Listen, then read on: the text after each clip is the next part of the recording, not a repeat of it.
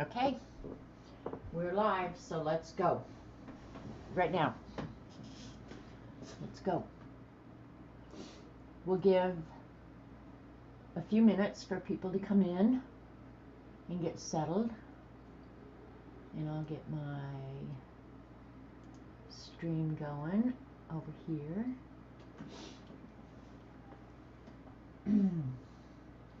Hey, Barbara. You're here bright and early. Just waiting, which I appreciate. I don't know, Dee Dee's notifications were really late this morning, so hi, dear. So I got a ton of stuff to show today. My niece went crazy. I haven't talked to her yet. I should have called yesterday, but I don't know where she got all this stuff. She went crazy. Hey, Linda. I'm going to show Tim's present that he sent me. Hi, Lori. Painty Girly. So did you see, were you at Dee Dee's this morning, Lori, when she showed the book that you had worked out of and that she bought me one? She's going to put it in the mail tomorrow, so I can hardly wait. I'm going to do projects out of it. Hi, CB. Hi, Barbara Clark. So it looks really cool. So I'm excited to get it, and I appreciate Dee Dee being so kind and generous that way. I wish she would do one, but chances are she won't. Hi, Terry Brett. Hi, everyone. So today, after I show all this stuff from Cooie and Timothy, I am going to watercolor. I haven't watercolored in so long. Yeah, it's so nice, right, Lori? So you really set something off, Lori, because Devin did one too, and hers was way cool. Hi, Kathy Arbor. I drew along the other day, Kathy, and then, I don't know, something happened. I think somebody came to the door or something. So I haven't painted it yet, and I'm not going to paint it today, but I got my bird drawn. He's a little long in the body, but we're not going to worry about that, right? But I will go back and watch the rest of your stream and get it painted. So, who else? I do try and art along, Kathy, except on Thursdays, because I'm just not an acrylic person. I'm just not. My mother was. She took classes and everything, and I ended up with all her stuff, but yeah, I don't know why. I just don't have any interest. Maybe there was a time I didn't have interest in watercolor too. Now I own them all, so don't say never, because you never know, right? All right. If you don't mind, hit that thumbs up coming in. Thumbs up. Hey, Dee Dee. So Dee Dee sent me a picture of her hamburger, so I would drool and slobber all over myself. Yeah, it's just not my thing right now. I got too many things. That's the problem, Kathy. We all have too much things. Hey, Judy. Hi, Sharon Lombard. I really truly believe that is a problem that we all have, is there's just too much stuff. You know, like you get going in 100 directions because you want to use it all. And when you see what Cooie sent today, you'll see what I mean. It's overload. It's truly overload. So that's okay though. Hey, Dee Dee, did notifications go out yet? Yours was really late this morning, Dee Dee. I had to go and search. Usually I just wait for the notification to pop up and hit it. This morning I had to go search for you. But that could be a YouTube thing, because I think YouTube was really being weird this morning anyway. For a while I thought it was my internet. I thought, well, maybe there's just so many people here using it that it's kind of glitchy, you know. But I think YouTube was having issues this morning. I didn't look for outages or anything. I just think it was, because other people in chat were having issues too. Not horrible. Didn't make it unwatchable. So thank you, Dee Dee. So anyway, this week I got fun mail, both of it on the same day. Y'all know Linda Rentz. She's in chat today. She has a son, Timothy, who has become my secret boyfriend. And we sent stuff back and forth to each other. And I saw this on Instagram, so I was really excited to get it. And it came, I don't know, Thursday or Friday or something. Hang on, I'm getting this stuff out of the little bag here. But I'm going to move this for the time being.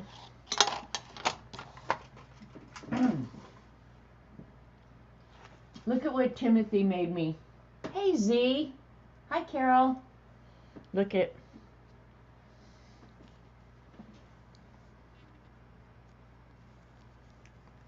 It's not really a puppet, but I can put my hand up in it and make its mouth work. Isn't that so cute? Timothy, you did so good on this. It's just so excellent. So chances are it will find a home sitting on a bottle or something around here. I know, right? Timothy, I love your effort. I love that you think about me. Yeah, it just, something like this just warms your heart, right? Hi, Starla. Hi, Carol. Anybody else? Hi, Dawn. Anybody I missed coming in? So, Timothy, I hope your mom gives you a big hug and a smooch from me, and let you know that I appreciate so much that you've thought about me and sent me something that you spent your hard work and time on. Makes me feel really good. So thank you. Mwah. Linda, you run over and give him a hug and a kiss, okay? And then also in that same little package, they sent me stuff to art with. So this was a little note, I think. Tim, this is the note from Linda and Tim. Tim finished making your sock monkey yesterday. He's so happy and wants you to choose her name.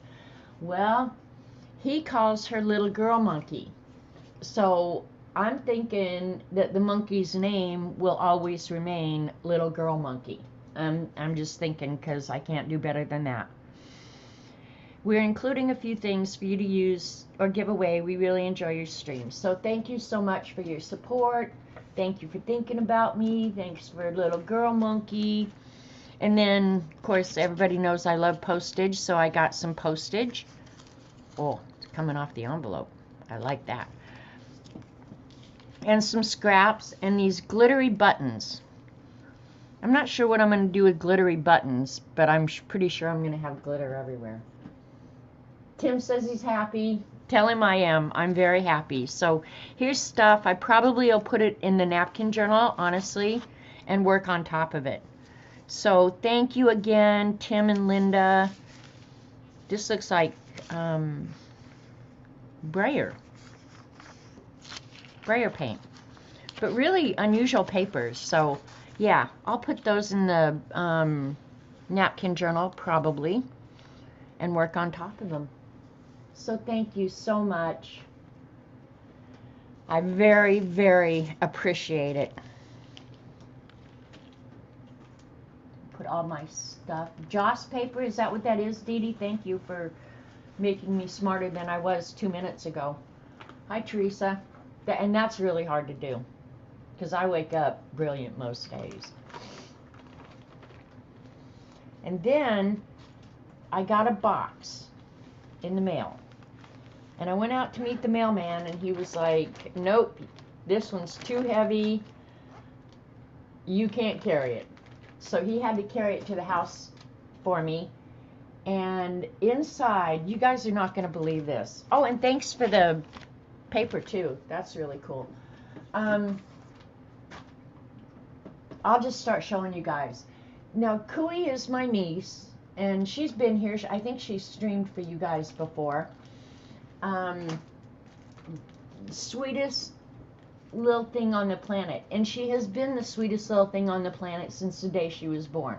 Oh, I was gonna get out that picture of her when she was not even an hour old, and me in the hospital loving on that little thing. And honestly, nothing's changed since that very first hour when I met her. So it was a whole big box of stuff. And Cooie is like me. She loves to get a good deal. So she sent me the Derwent Graphitint paint set, which I have one of. So let me grab it real quick and show you. If you've not used these Graphitint paints, they're so awesome. They match the Graphitint pencils. Hang on. Here they are. They have a set of pencils, and then these are the paints. And I haven't opened that other one yet. But just so you can see, they're really nice muted colors, and they granulate beautifully. They're the most awesome paints ever. So if you like muted colors that are hard to find, these Graphitint are really nice. Right, Barbara? They are in the pan. They're so nice. They re-wet beautifully. But I think the best feature about them is their granulation. They're just awesome, awesome paints. So, Cooie, you did good. Thank you so much. Oh, I'm getting stuff out now. I'm going to have to put all this away. Okay, I'll just go. She sent me some medium weight Yupo paper, and this is suitable for watercolor. I've never watercolored on Yupo. I probably should have grabbed a sheet and done it today, but I can't imagine that it works great because it's not absorbent. You have the pencil. Oh, okay. Sharon, I don't know if I was you. Because the cool thing about those Graphitint, now I'm going backwards, if you do the sketch with the Graphitint pencils, which they are water soluble, and then use the paint on them, your drawing disappears. So they're awesome. Anyway, got some Yupo paper, which I will try and watercolor on. I'm not sure how much luck I'll have, but what the heck. We're going to watercolor. Yeah, see, it's good for alcohol inks because it sits on top. So we're going to take a sheet out, and I'm going to test watercolor on it just for the hell of it because we can. She sent me the Canson Montval watercolor paper. Now, I've never bought this. It's 140 pound cold press. Very nice texture, I have to say. But I don't know if it's the same as the regular blue. What is it, 400 series? I don't know. I don't know if it's different. So someday soon I'll have to do a test on that. And then the Distress watercolor stock, which I've never, ever even, I don't think I've even seen this. Yupo? Yeah, I do too, Barbara. But I've never seen the Distress watercolor stock, so we'll probably have to take a sheet of this out to test just for the halibut too, Barbara. Barbara, your sense of humor is so much like mine. Because this morning when I went into Dee Dee's and the title of her stream was Ketchup and something. I don't remember. But I read that as like Ketchup the condiment. And I came in making a comment about that. And what's the first thing that came out of your mouth? Condiment. Only you were talking about relish. And then the black cardstock, 8.5 by 11. And the manila colored cardstock, mixed media cardstock. So that's part of it. Yeah, I said I just came for the ketchup. Ouch. Just bonked my head on the cabinet. You guys feel sorry for me. And then this is the crazy, crazy stuff. Oh my gosh, it's a ton of stuff, you guys. I don't even have a place to put it. I'll have to put it in my lap.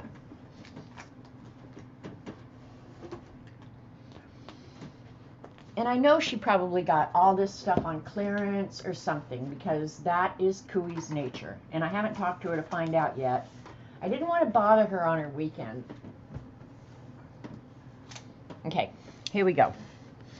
The 8x8 DCWV cardstock. I don't believe I'd ever seen this, but it's got gloss on it and stuff like that. So I like this. I've never seen it. So that was cool. I'll just flip through it real quick.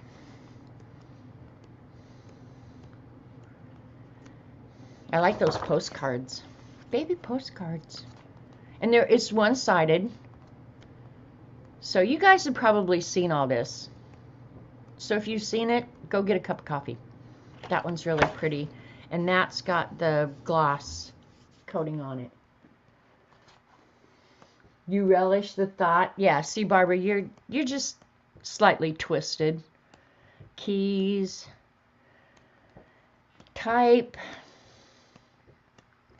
It's a nice scrapbook pad. The thing is, when you see all that she sent, it's like crazy. Okay, here's one she got on sale. This is Hobby Lobby sale. Tim Holtz Paper Stash. I guess this is just collage.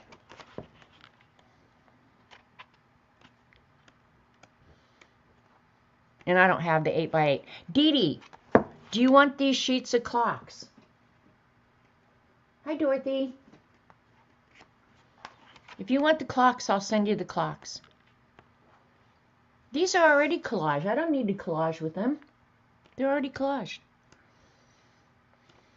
Now I have these in the big sheet, and I think I got more.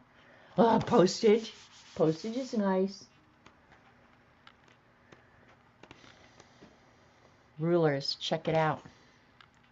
Eat your heart out. You have them? Okay. I figured you probably did. But if you want them, I would feel bad if I didn't send them. So I don't know. A lot of this may go out with Happy Mail. And then this is the seasonal, which I had also never seen this. So Santa Claus. That would be fun to watercolor, actually. So you get a section of Christmas stuff. Thanksgiving, that's recipes. Sour cream pie. I could learn to make that. There's pumpkin pie, crumb top apple pie. Okay, I'm just going to tell you the truth about recipes. And okay, Dorothy says she loves the seasonal one. Don't worry, be happy. There you go. Barbara's on it. I don't know about you guys, but I'm sick and tired of food and eating and cooking all the time. That's my bitch for the day. I like that Halloween one. I'm not a huge Halloween person, though. 4th of July, I like that. If they sold these internationally, people in other countries would be like, why are you sending me 4th of July stuff? I do like the seed packets. You guys know that. Easter, Valentine's. So that's a cool one.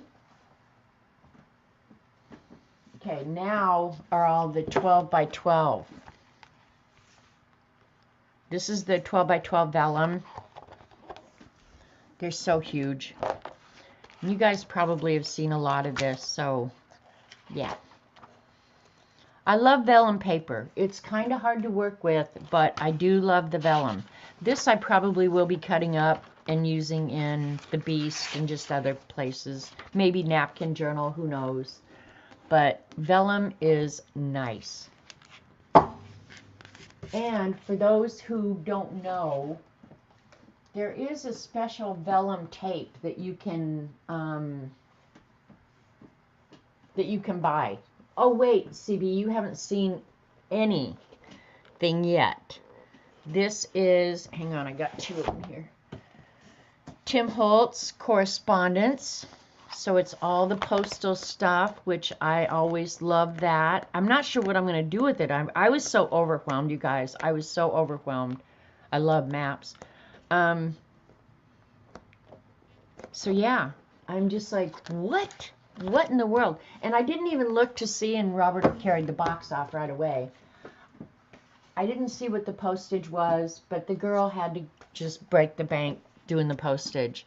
This one is Tim Holtz Destinations. And I'm sure most of you have seen this. This one also has clocks in it. But in here you can cut down and get the 6x6 sheets, which are always nice. There's the postage sheet and old photos. I probably should cut these out and make stories about what these people are doing. That reminds me of a story. Ann Biggs, the first time she rode on an airplane, her and her brother and her sister. And these are good old Oklahoma, kind of hillbillies, but not really, really nice people. But anyway, the first time they went on an airplane, they got laughing so hard that she peed herself on the airplane. That's the kind of story I would tell about those people. My first airplane ride, I laughed so hard at my brother I peed myself. Clocks, Dee Dee, you want them? Don't you always wonder about stories? People's stories. Ann Biggs was a great storyteller. Ann is past now, but oh, see, there's more people that need stories. I like these little logo ones. Tickets, photos.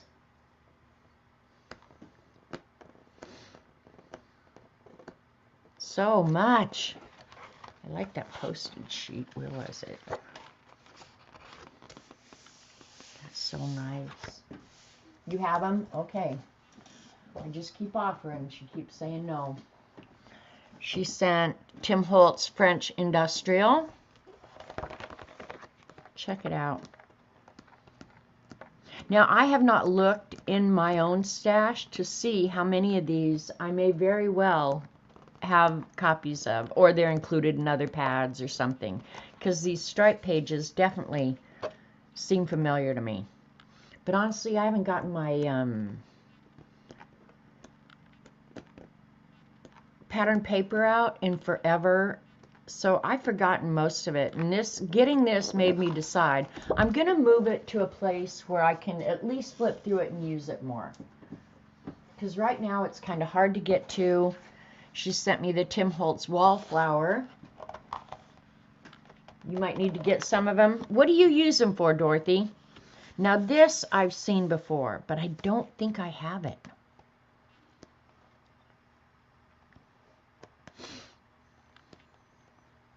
And these are two-sided, so even if you wanted just to cut it out and use it for a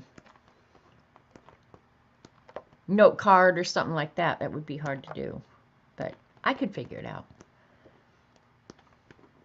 His paper is gorgeous. I will have to say that. When they designed this and laid it out and collected all this stuff, they did really good. I love this one with the italic font.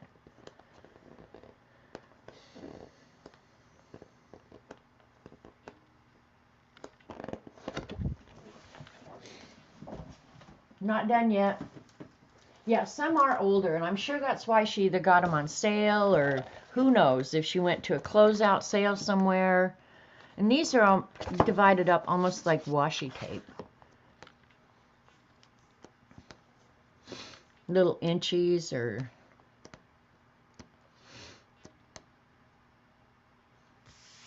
So pretty. And Cooie loves the same stuff I love, so I hope she bought herself all these too. I'll bet she did. These people definitely need stories.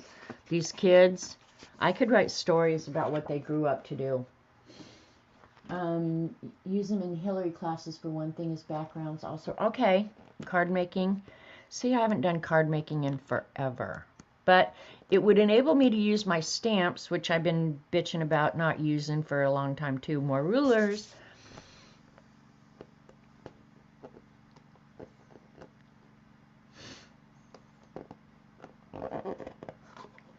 One thing, I do like the distressed look, I have to say. And then, what's this she sent? Specialty stamping paper, matte coated cardstock 12 by 12. So I've never seen this either. This stuff is good to sleep with too. So yeah, I'll definitely be doing some experiments on this paper. I did already open it and just felt the stock in it. It's got some coating on it. It's very nice. And I like Ranger products, so. And then just some loose sheets of scrapbook paper. They may have come out of another book. Who knows? More postage. Text stock is always good to have. Clocks, Dee Dee.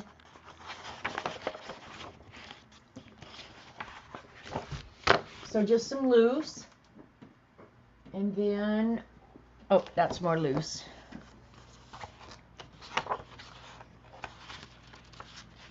Maps. I don't know. She thought I was going to run out of this stuff, apparently, because she sent a ton of stuff. Hi, Judy. Crafters are hoarding them because Tim Holtz is no longer making the... I did not know that, Dare. This is Crowded Attic. So this is just going to be a bunch of old vintage stuff.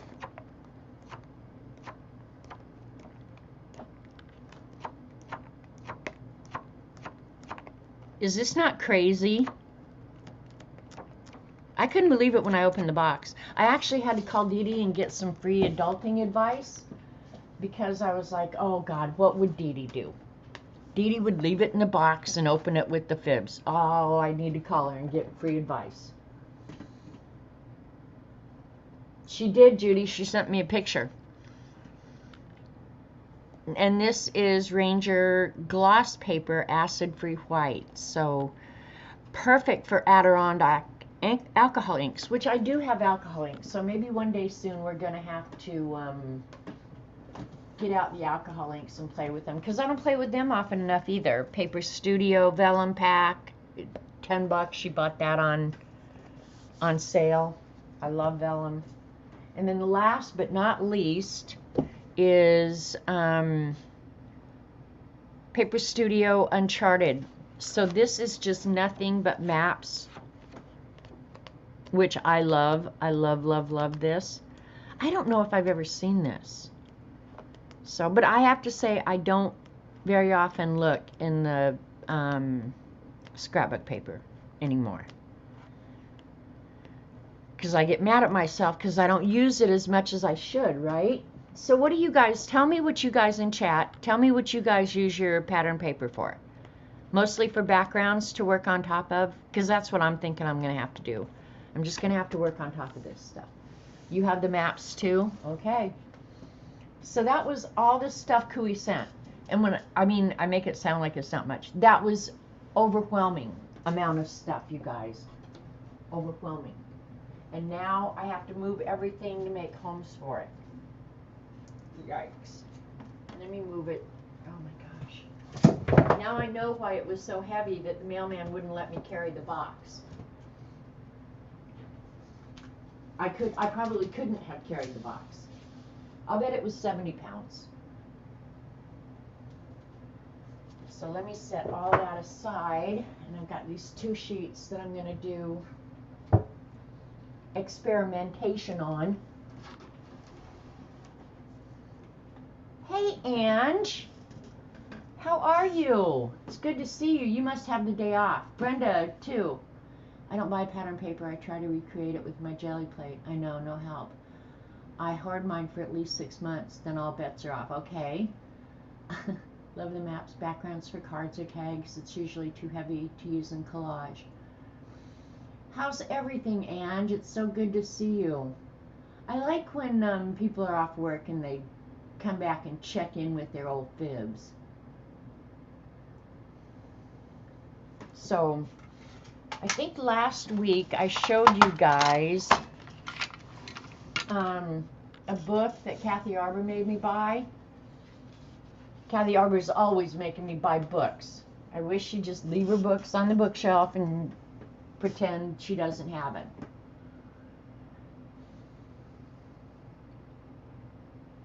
You had the day off? So good. So anyway, this is the book, and I bought a few of them. This is the only one I brought in here. Of sketching stuff, Create Like a Kid Again. And there's something about this guy's style.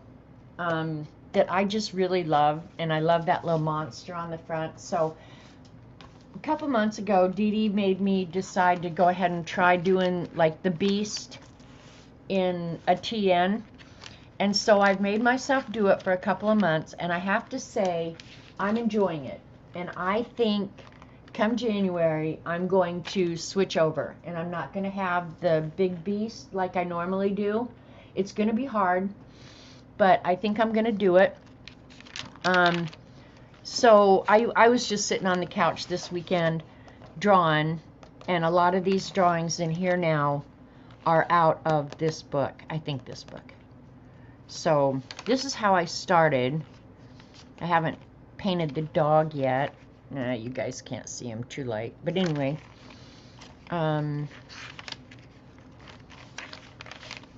there's the little guy.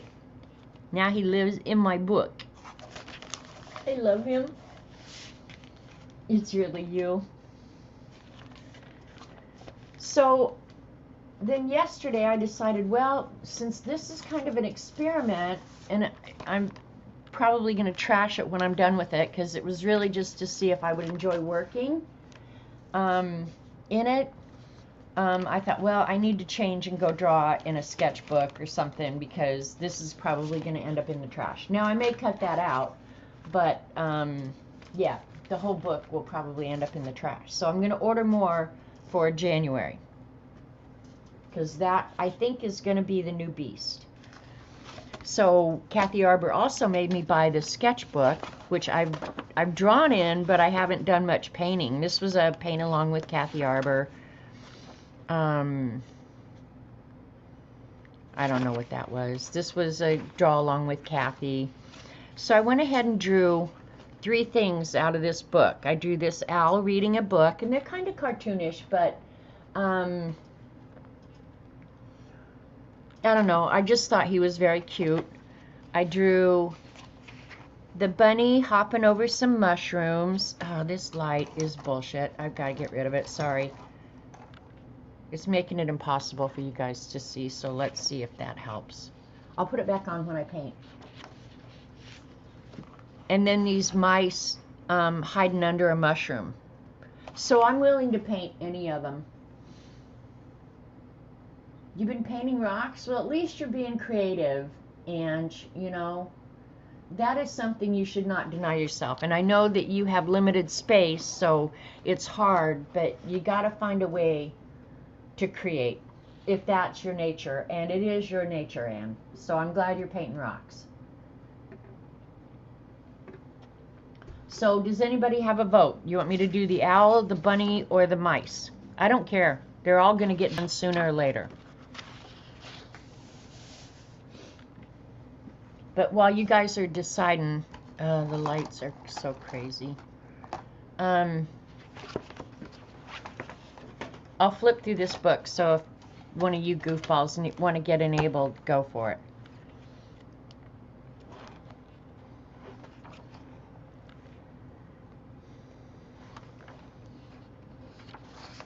I like the glass of crayons. I will be drawing that. Do the owl? Okay.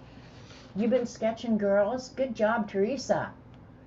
You know, I started, years ago, drawing people and learning the proportions and stuff like that. And I like drawing elements of the human body. Like, I love drawing hands. I'm just not that interested in faces, I guess. Look at that. That's so cute. See, all of his stuff is kind of cutesy. And since I am in my second childhood, I think that cutesy stuff just appeals to me a lot. Look at the raccoon surfing. That will be a drawing. Yeah, the crayons in the cup. And it will be so easy. But it's just, I don't know, using your stuff, making you do something different. There's a different owl. Here's an owl holding a little teddy bear. That's cute. Legos and stuff like that, building blocks, anything like that, they're simple to draw, and it really makes you work on your perspective. So drawing this is just a good idea, just because it helps you. I don't know who the hell is texting me, but I'm going to find out right now. Anyway, but that's a really good drawing. I mean, not that his is great or anything, but it really makes you pay attention to angles and perspective. So, all right, Lane must be watching. Pelican, right back at you, Dwarf Dick. He's just texting me crazy stuff that he would say if he walked in the room right now, which I miss so much. That's the little dog that I drew. I'll be painting him. There's the mice under the mushroom. Look at the chipmunk.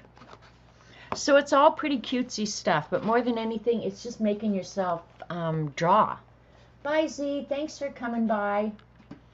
And you enjoy the rest of your day. It's not you, Ange. Is that what you thought immediately? It's not me this time. I love those lovebirds. I think that's really cute. And it kind of has a magazine feel. It's not like a typical art book where you feel overwhelmed. I like that. Hey, there's Zippy the unicorn. It'd be Zippy if he was farting glitter. There's the bunny jumping over the mushrooms.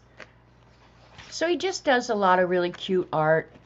But more than anything, I think it just makes you draw. And his drawings are not horrible. They're obviously not realistic, but they're well done. And there's just something appealing about them. So there's the owl reading the book. That's what we'll go ahead and paint today. And if I have time, I'll move on to another one. I love those elephants. That'll be a fun drawing. The reason I didn't draw those is because of the width of the sketchbook. They would have ended up coming out this big. What book is this? It's called Sketching Stuff by Charlie O'Shields. He's got several books out. If you want to see the others, I'll go and get them. They're in on my, well, I've got one in here. They're in on my coffee table because I've just been flipping through them. And hi, Amira. I think they're just, the thing about these books is you can sketch something and you don't feel huge pressure. Who cares how it, there's the light bulb that was in my piece. You know, Ange, and this would be something that you could, yeah, I know I could turn it sideways, but, oh, Michelle, hi, by the way. That's another one of those OCD things. I could do it, but it would make me nervous. If that makes any sense at all. And these books are really inexpensive. I think they're like $10 or something. They're cheaper than I remember when I looked at them, it was like, that's cheaper than a magazine. And you know, his writing is about creativity and doodling and writing and storytelling. I think it's a good jumping off place for sure. And I've been drawing and painting for years, so I don't think you're ever too old to learn from a children's book. Get the ones about the birds and the bees. Can a fabulous mod get us a link, please? Okay, the name of it is Sketching Stuff, Create Like a Kid Again, Charlie O'Shields. And he has several books. One book that I'm in the midst of reading and I showed you the other day. And I'm going to start reading. Oh, both of them are here. Never mind, I'm on drugs. Sketching Stuff, Story Sketched from Life. And these are graphite drawings in here. And so it's a book more to read. It's just stories. And so far, I'm enjoying the heck out of it. So I'm going to start marking ones that I'm going to read to you guys that are specific to creativity and finding creative outlets or something that you can turn into creativity. You're doodling a lot, don't have a lot of supplies out. Well, with this, honestly, and you need a small sketchbook, Doesn't even have to be this big. Do it in a beast. Do it on your calendar. And some Crayola colored pencils. That's all you need. You don't need a whole desk with paint and everything else. So, but yeah, I'm going to read out of this one to you guys. Stories sketched from life. Kind of push you outside of that whole, I don't know what to do. Well, draw your coffee cup. Hi, Nettie. And then another one of his books is Sketching Stuff Activity Book. And this one is specific to food. So if you don't want to eat a donut, you could draw a donut. Of the first one, Dee Dee, it's called Create Like a Kid Again, Sketching Stuff, Charlie O. Shields. If you get, just type in Charlie O. Shields and all of his books are going to come up. And he says in this, there's over 60 fun exercises. So, yeah, I'm going to read to you so you can get your, so if you guys are finding these interesting, this is primarily food stuffs. And like here, he'll give you like spot the differences, you know, so you pay attention to what you're looking at. Shiny dessert. Just everyday things that, you know, we probably look at a million times and never think, you know what, I'm going to, like this, a jar of pickles. I think I said that before. I would never think to draw a jar of pickles, but it's a very cool subject. Just don't give him a link to the Birds and the Bees book, CB.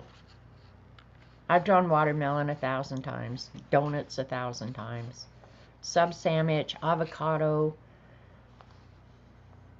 ice cream cone. Dee Dee showed an ice cream cone in her nature journal this morning, and I said flat out, if I could grow ice cream cones, I would till up this whole yard. Cake and coffee, pie and coffee, still life of bananas, pears and apples, salt and pepper shakers. He talks about doing grid drawing. I think it's a great way to draw.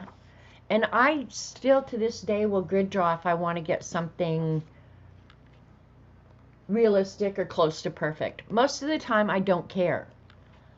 If I get close, I'm good with close. So there you go. Oh, coffee ice cream. Poor Robert. He has to go in search of coffee ice cream all the time. All right, I'm going to cut these 2 sheets real quick, if I can find the cutter. I love the Draw Your Day too. Teresa, were you here? She had another book out that I got recently. Hang on, I can get the link real quick. Bear with me. Because I am an Amazon expert.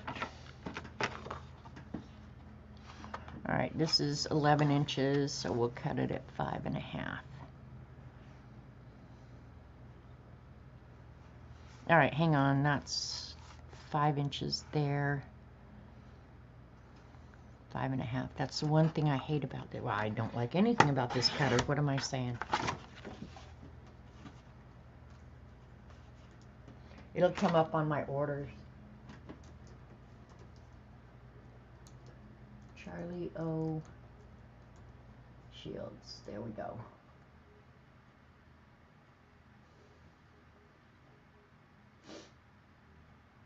CB, when you're doing links, just go to the item in Amazon, go up to the search bar, highlight it, do copy, come back to chat, do paste. Oh, you're on iPad? No, I'll get it.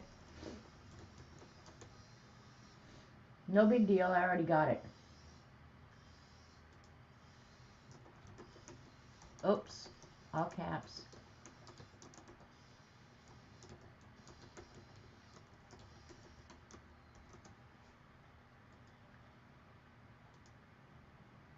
And if it goes over 200 characters, just backspace until you get less than and it'll work.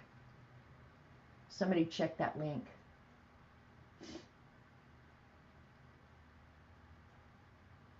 What didn't you know, Ange? Don't worry, Dee Dee, I got it. It's all good. All right, so this is 12 inches. I'll just cut this down to do experimentations on. You need to bake a cake? Well, you need to put some in the mail for me. Sorry, it went all wonky on me. Let me get the focus, you freak. Focus, you freak. The link works? Okay. Who do you think I am, Picola? No, Dee Dee. No, I never said anything even remotely close to that. All right, here's the paper we're going to experiment on. We'll leave this out just in case. Because white paper does make the camera go bonkers. It really does. I was going to use the Pagos 36 paint today. Oh, what the heck. There's my cheat sheet up there. They're pretty inexpensive, and they came in the most amazing box, I have to say. The box was so cool that I turned it into one of those ephemera boxes. So, it's in your cart. You go, girl. That you could get coffee added to chocolate milkshakes at Sonic. You're ruined. Ugh. You can make your own menu at Sonic. Robert has a girl. I don't even know her name. We just call her Robert's girl. She sees him coming. She knows all his cars now. She sees him coming and she knows exactly how to make our iced coffee perfectly. And this morning when he came home, I tasted it and I said, "Oh, your girl wasn't there." He said, "No, it was a new guy." It's like, oh, crap. We need to train the new guys. All right, we're going to try the Yupo first. Doesn't matter really what color, but we'll just use a dark blue. I just think it's going to sit on top. Oh, there's no room here.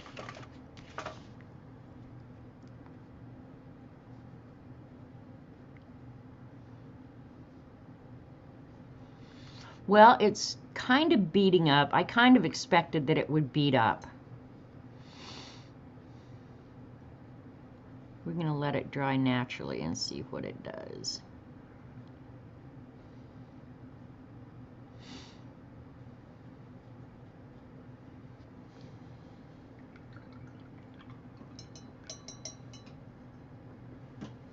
My link looked just like yours. Links hate you. I'm sure they don't, CB. Don't take it personal. I'm pretty sure that links don't have any preferences in this world.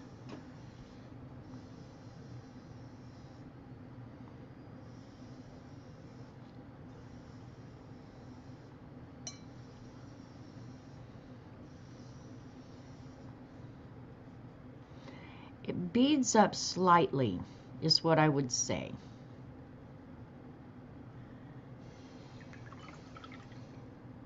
All right, let's take some totally different color. Get it wet. These Pago paints wet pretty nicely. I wouldn't not recommend them for sure.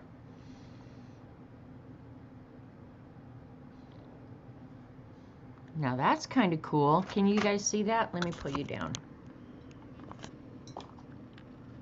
And it is drying on the edges, I can see. So it does stay wet. You can work with it a long time. So that's kind of cool.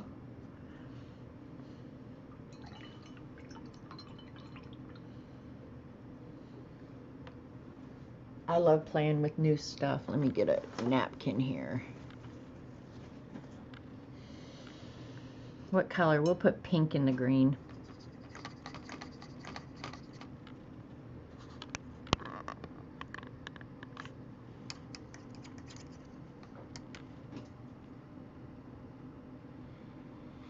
It looks like, because it doesn't, the paper doesn't grab the color and absorb it immediately, you could probably get some way cool effects with this, I have to say. Because see how the colors are staying somewhat separate? It's just pushing out the other color. That's kind of cool.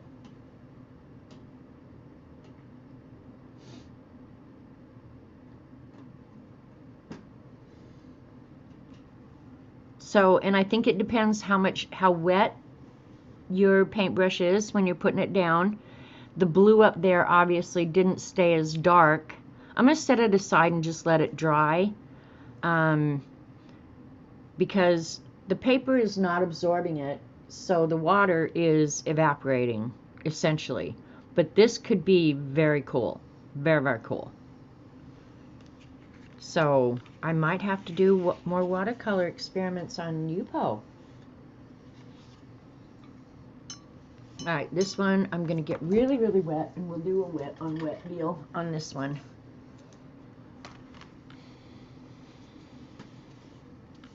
I'm really hoping that this paper works nice. Well, maybe I'm not, because then I'm going to want to buy more, and I don't need more of anything, to be honest.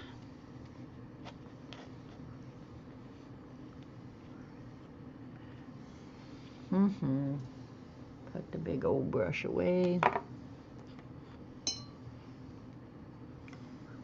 We'll try and do the same thing on this paper, and you'll see the difference between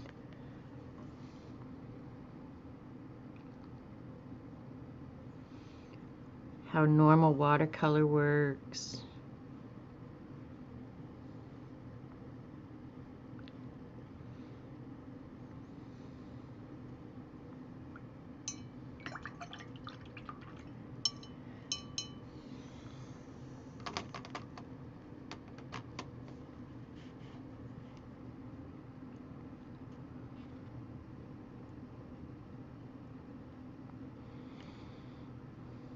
Just behaves so different, but it's still nice. Yeah, I like this.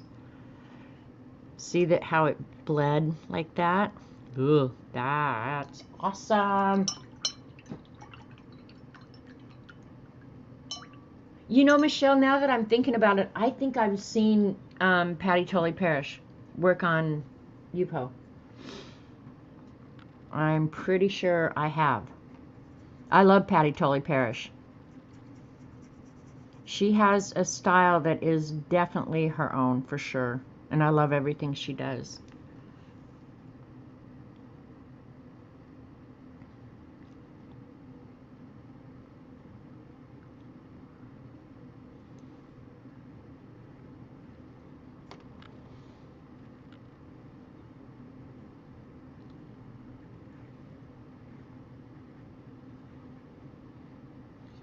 I think I like this. It's the paint, I'm going directly from the pan to the paper, which normally you're going to get a darker color. Of course, I wet the paper first, so but yeah, that's very cool. I think I like it. Every paper behaves a little bit differently, I think.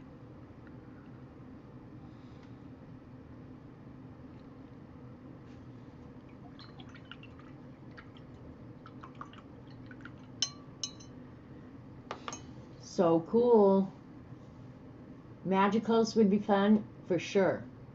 Nessie has arrived. Okay. Now this one, it's probably moved, because see, I can still tip this paper and move the colors, so it's drawing from the outside in, right? Totally different effects. That's cool. I'll let it dry. Not sure what I learned, except that I do like this watercolor paper. It stays wet. Can you see the sheen on it still? So it stays wet for a nice long time. And that's one thing, and I don't think it said, I'll have to look. Cotton fiber paper will do that. Cellulose paper will not. It dries way too fast, in my humble opinion. And I'm no expert, so yeah. That would be a great seahorse for Xander's Under the Sea. Well, should I send it to her? Teresa, watercolor doesn't hate you either, any more than Lynx hates CB.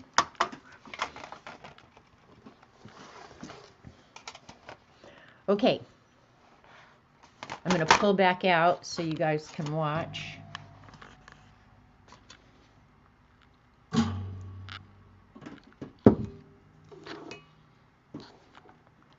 Trying to move stuff around so you can hopefully see the palette while I'm working.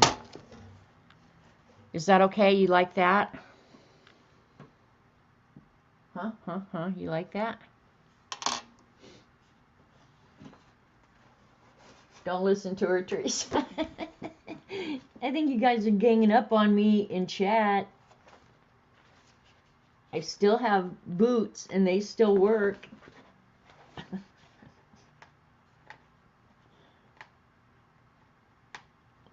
There we go. So let's do the owl first. All right, this is just sketchbook paper. I've watched Kathy Arbor paint on it a ton of times. All things considered, it's not horrible. But I don't think I'm going to do wet on wet. It's just the paper's not really designed for that. So, yeah. Probably won't be doing that.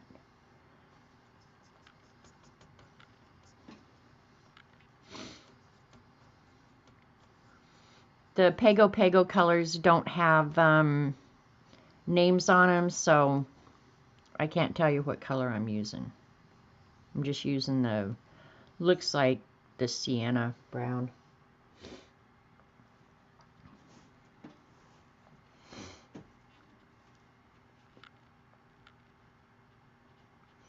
We'll see how we do.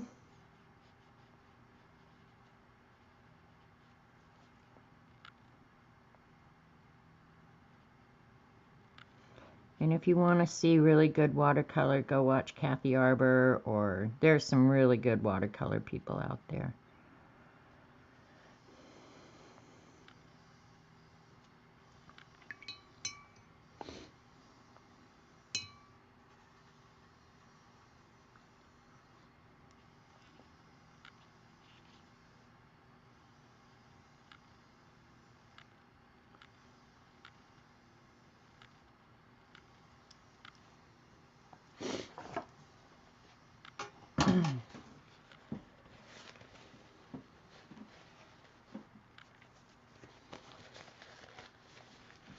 I would have said the same thing at some point. I forgot something in the drawing here. Oh well, I'll just paint it in.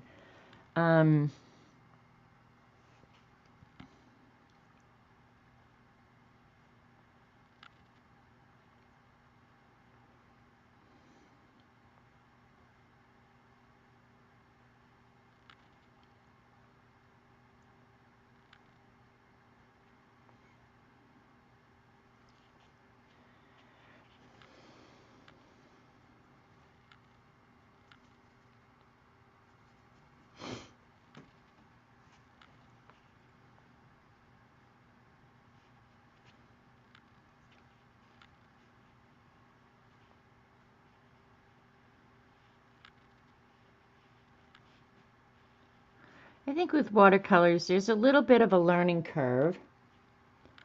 And then you just have to really do it. It's like anything else. You're not going to be good at anything the first time you do it. So it depends on your interest. Is it something you want to learn to do? I don't consider myself proficient or good at it by any stretch of the imagination. But it's fun. No. And the pencil line does not keep the paint from spreading. Not even a little bit. And one thing about watercolor that you always have to remember is I'm wanting to paint up under that now. If I get too close to that wet line, the water is going to suck that pigment right up into there.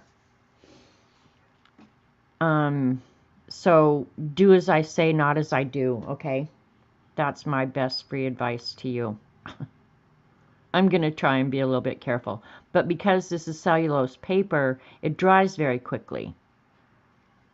And I'm going to use ink on this when I'm done, so any boo-boos, chalk it up to experience, or you just can't care that damn much, really.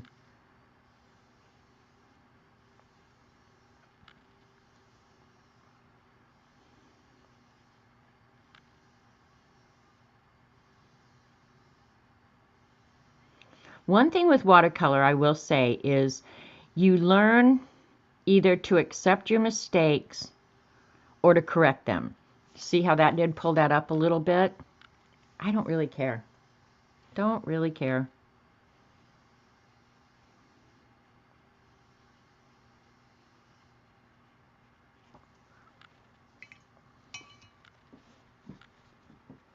Then how do you have such control on it? Damn, that's a good question, Ange. I don't know. Hey, Christopher, my most handsome grandson. Thank you so much for the $25 super chat. Have a great day, my sweet and cool ma'am grandma. Christopher, honest to God, I would just like to hug you because you're cute.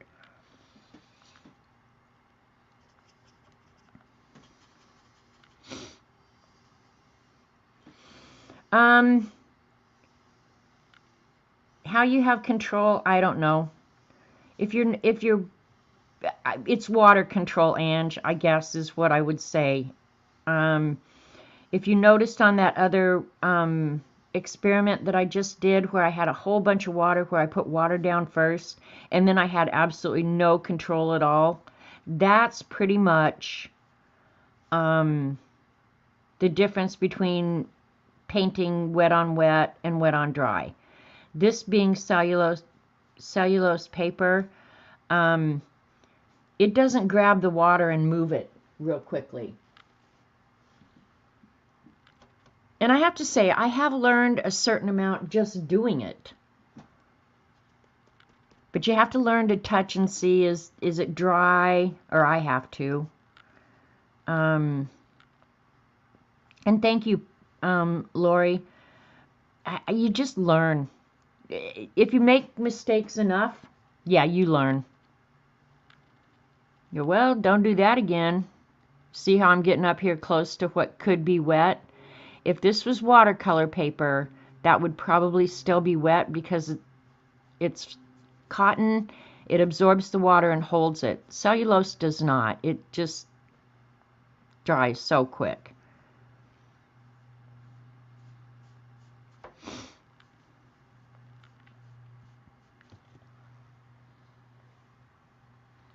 But a lot of it, I think, is just water control. You learn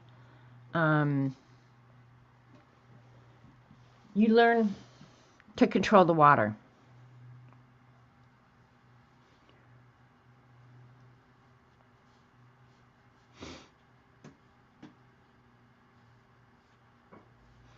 See, back here, it probably doesn't matter. I could have just maybe done this whole thing. But I changed the color slightly.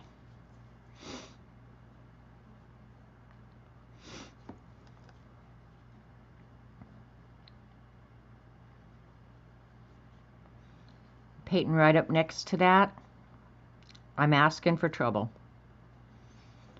But we live dangerously around here. No, we don't. We never leave the house. Or I don't. I try hard not to. Anyway.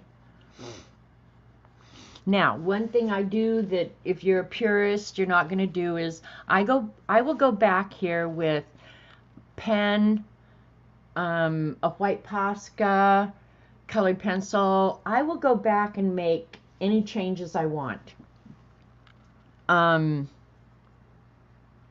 later. So, And they're showing his feet more yellow, so I'm going to add this yellow.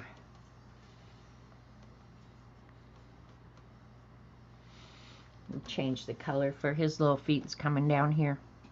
I think his feet are adorable with these little ball toes.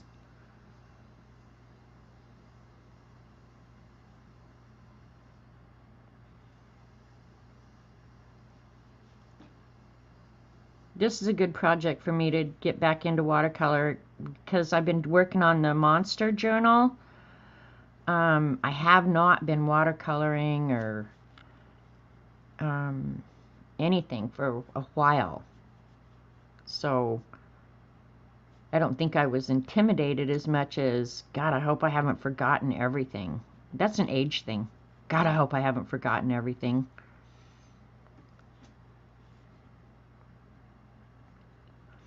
Now here's a cool thing about watercolor, if you're not used to it, even on the cellulose paper.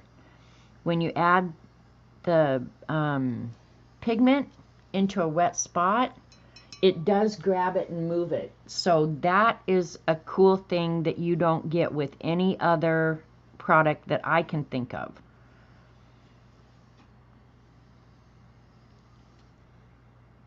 That if you get somewhat good at it, you can graduate your colors really, really nicely. And the paint and the paper just does that for you.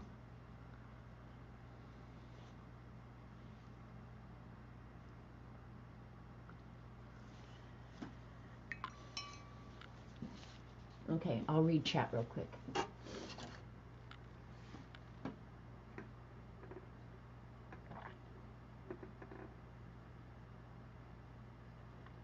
You are building a little studio, Ange?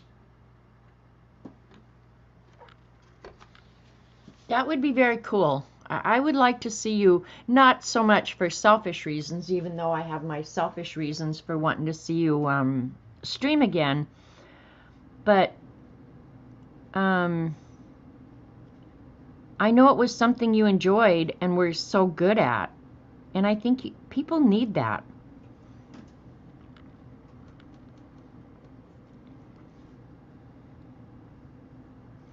And I know sometimes you don't have the space or the means or whatever, and that's why sometimes a sketchbook and a pencil may be all you have, but use it. Make it all you need, you know?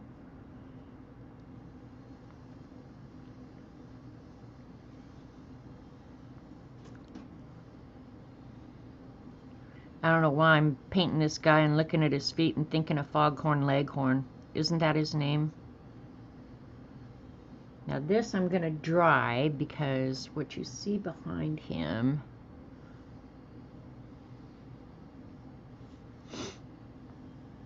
I don't want smearing at this point, so I'm going to hit it with the, I'll do his head while that dries. I'm going to try, oh, I forgot his eyebrows. I am going to dry those in real quick.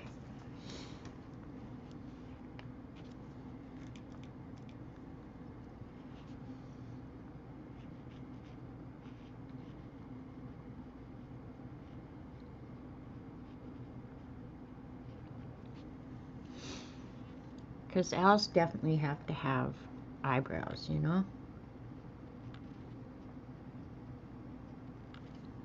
That'll be good. That'll work. Okay, now up in here, I want it to be a little bit more modeled look. I'm going to go ahead and make it wet first.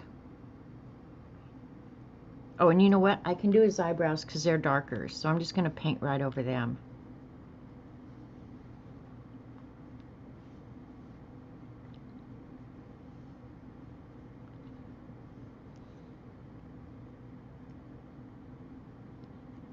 And there's white in the original drawing, which I'm going to put back after I'm done, rather than try and leave it. If you were a purist, you would leave the areas that you want to remain white. You would leave them white, or use some Frisket or masking, something like that.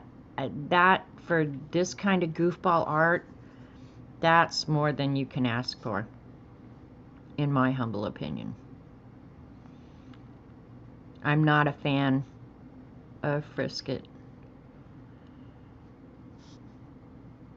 I've tried it a couple times. Mine never looks as good as the people who show you how to do it on YouTube. Just saying.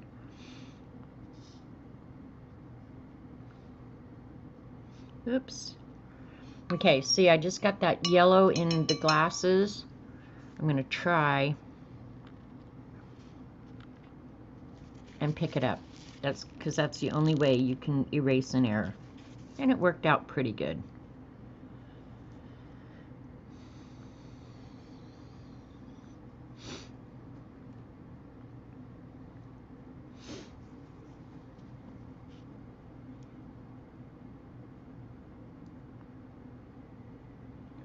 Right here, I'm just building in the shadow from his little cap.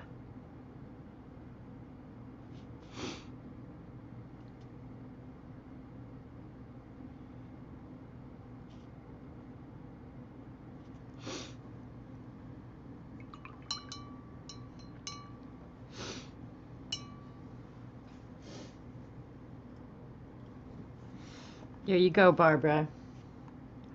All right, well, I've got this dark paint out. Go ahead and do the shadow over here.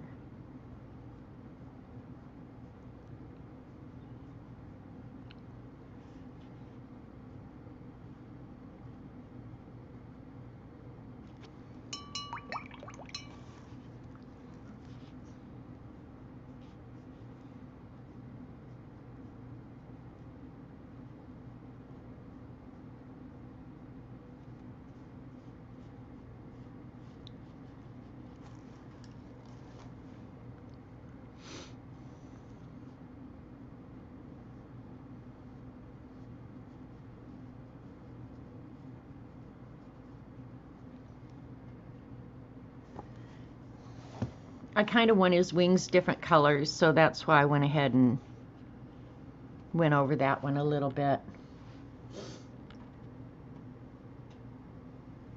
I have to go back and see what Ann said about going to cost several thousand, the cost of wood. Oh, no lie, Ange. That is insane right now. The cost of wood and building supplies. I can't even imagine what it's going to do to housing.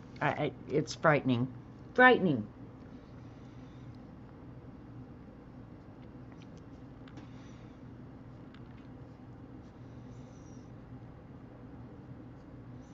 So I won't even get going on that because that'll get me off on a tangent and you guys really won't like me anymore.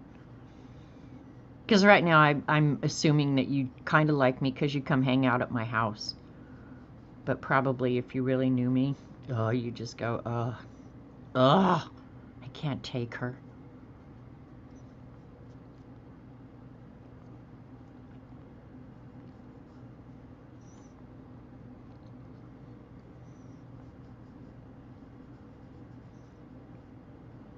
My favorite part of watercolor, believe it or not, I like doing this base coat thing, but it's kind of like working in a color book. You have to work through the uglies, because my favorite part is actually the ending where you put in the details, and that is my very favorite part.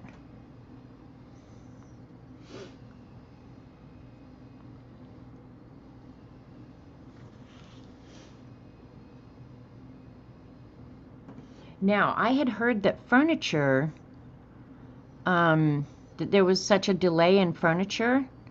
And so when Jill was here, and I just wanted to go shop, knowing that I probably was going to have to order it, and it was probably going to take forever, whatever. I was shocked when they said, oh, we have it in stock, we can deliver it tomorrow.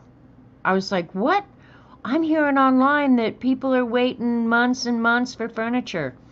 Not the case with me, which really, really surprised me. Aw, Teresa, smooch on your face. The price right now, it will probably go up. Yes, from the looks of things right now, I would say yes. Any price you've paid prior to now or ordered or whatever, if you can, order it now because it's only going to go up. That's my guess.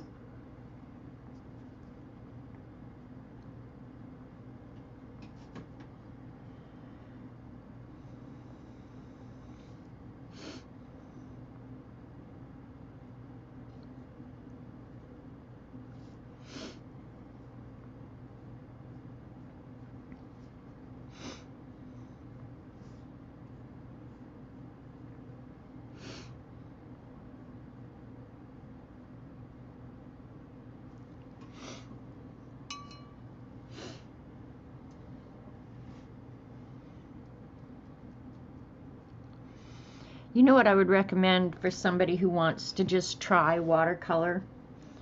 The expensive ones do work a little bit differently, but if you just want to try it, get some Crayolas. Literally, spend a couple bucks, whatever it costs for a set of Crayola watercolors now, and play with them.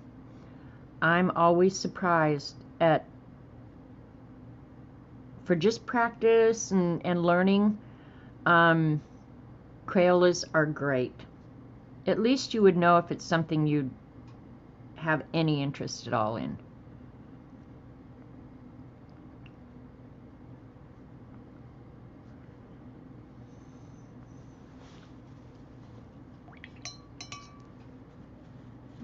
Stock's not available. Ugh. He is kind of fun. I like him a lot. All right, his chest area here is going to be white with just shadows, so I'll wait and do it later. I am going to go ahead. What a drug addict I am. This eye is obviously bigger than this eye, but I didn't draw the, where's my handy dandy very cool little eraser dude here? I'll just use this, I guess. Where did I put it? Ugh, I hate when I lose my stuff. I would not recommend erasing when you've got wet watercolor down. Just saying. But I've got to draw his little iris in. So those circles are going to have to be smaller.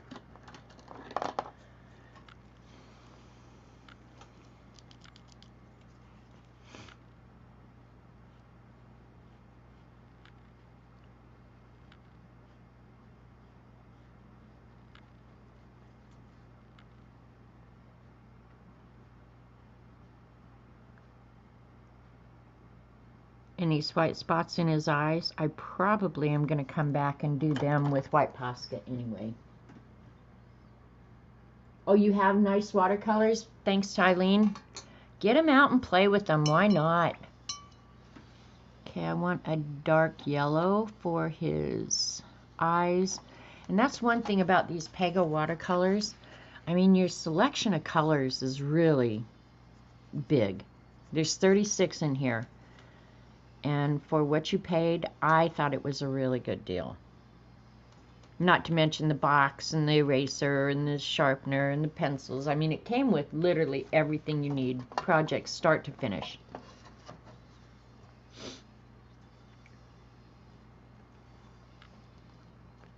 All right, I'm going to hit it with the heat gun real quick, just because I don't want to put my hands in the wet paint. Heat gun.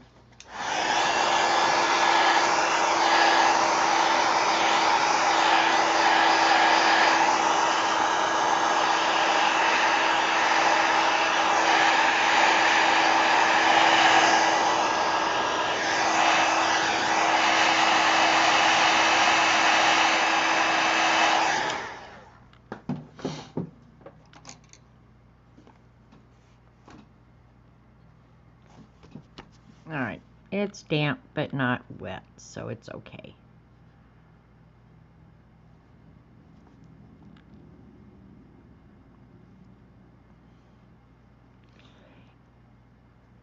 Another thing is, you can still see my graphite lines, but I'm going to go over this with ink when I'm done, so those lines will be gone.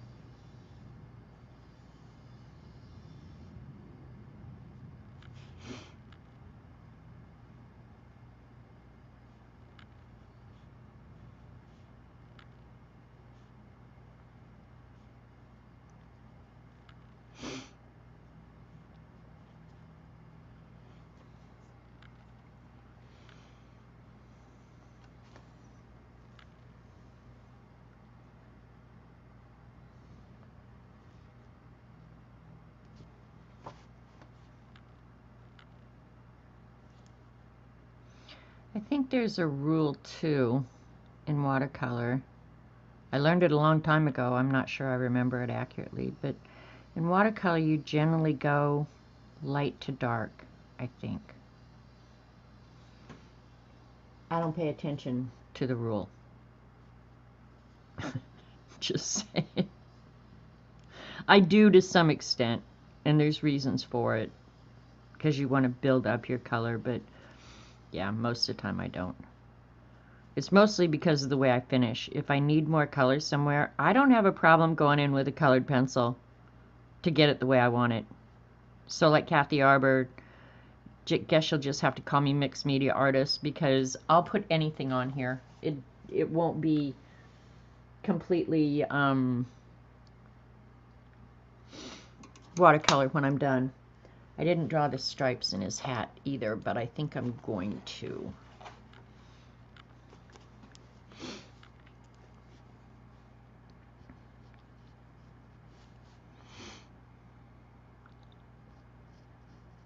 Just so I keep the angle right.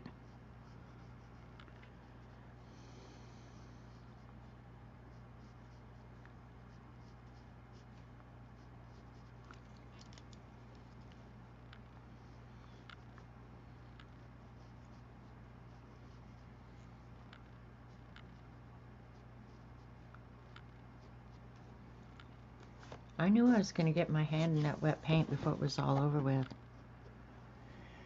I did not disappoint myself, for sure.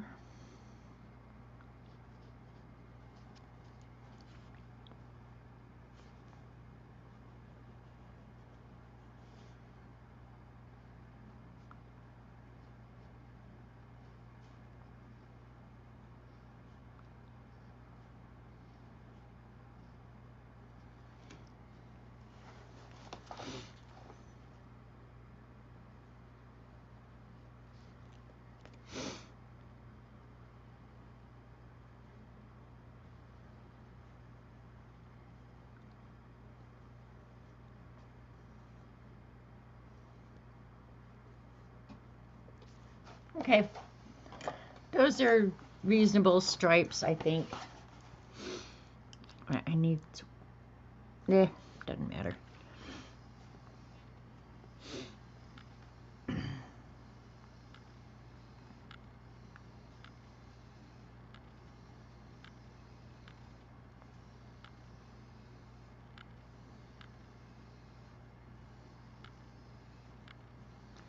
I'm gonna try to keep these wet enough that I can put a little bit of orange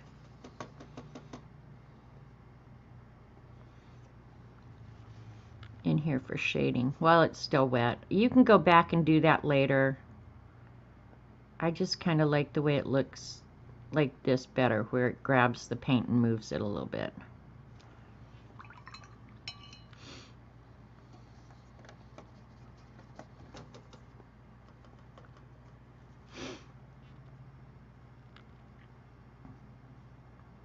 Hang on, I'll stop and look at chat here in a sec.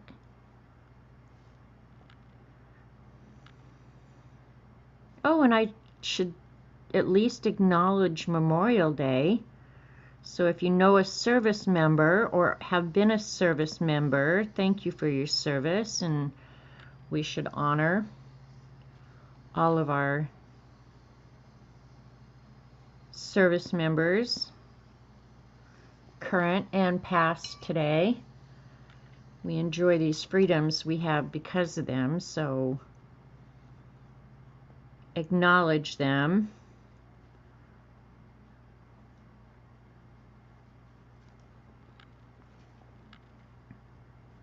My contribution is Robert was in the military. He was a flight engineer. So in honor of Memorial Day, I won't kick him in the ass today. How about that? You like that? Is that a good plan? I'll make sure he understands that's why he didn't get his ass kicked today.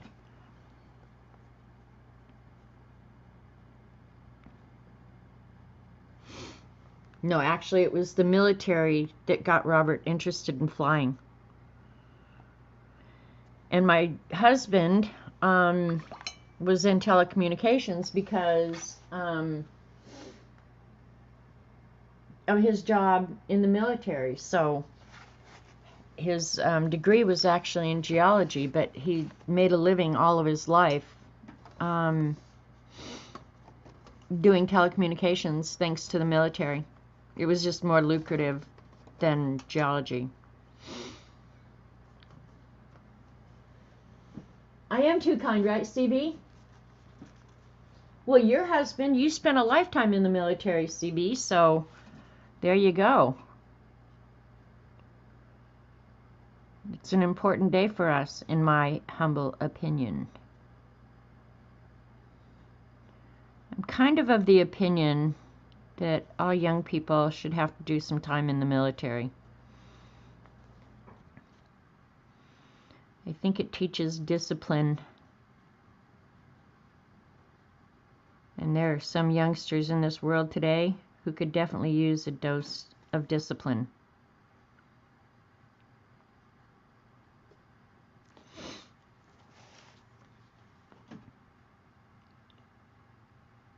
I think that's an old person talking now, don't you?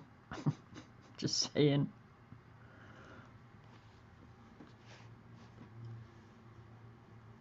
Yeah, you followed him around for 26 years. Ange.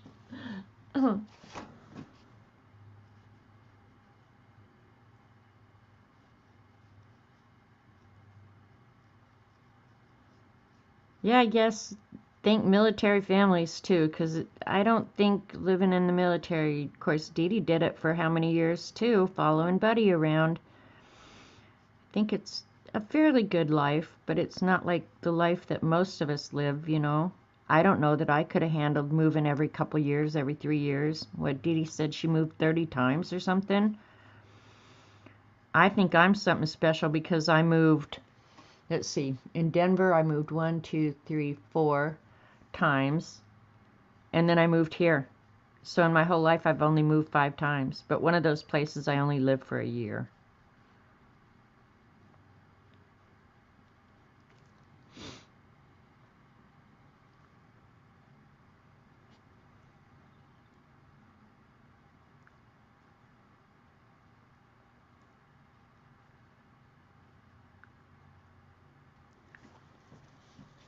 My girlfriend is an Army brat.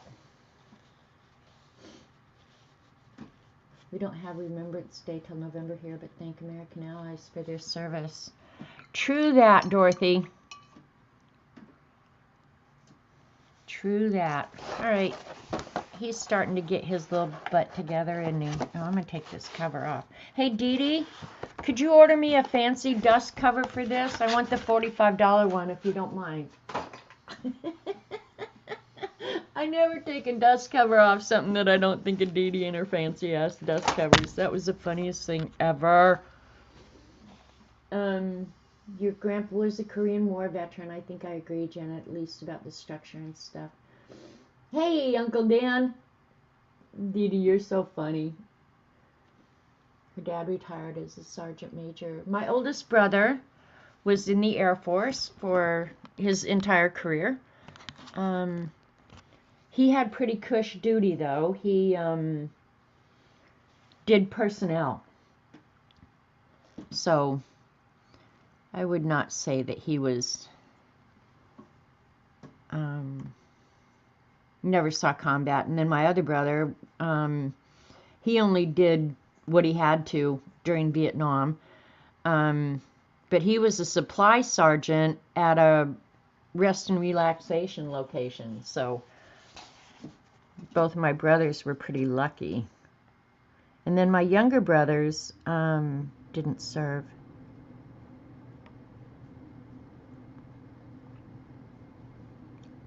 They got along better with my dad.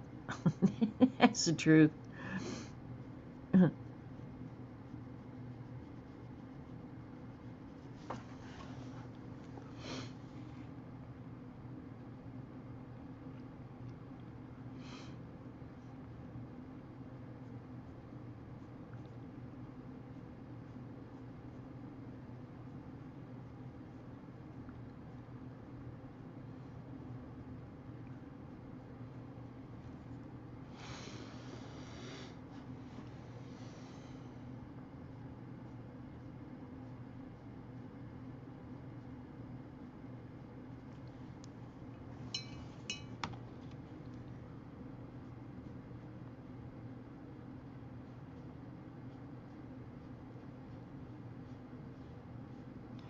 You have to be really careful going over dried paint too, because anywhere you stop your line, you will get a hard water line, so go ahead and just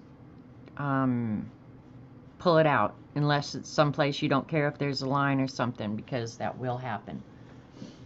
Personal weenies flew gray steel desk. My hubby was one, so I can joke. There you go. Well, can you think about the logistics just to run the damn military? Oh my God. All right, let's see.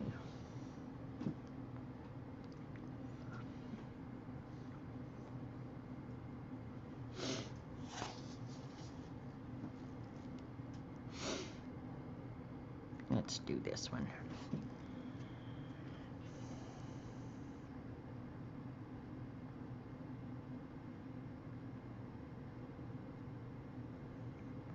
I've never seen an owl with stripes like this, but that's the way he drew it, so that's the way we're going to paint it.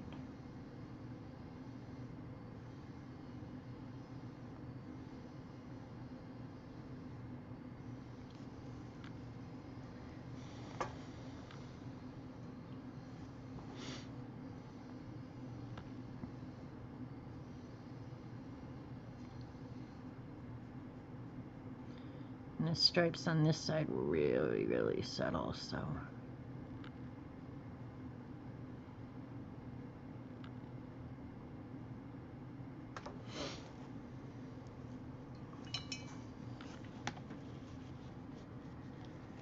Alright, let's see what else. I'm going to really, really water down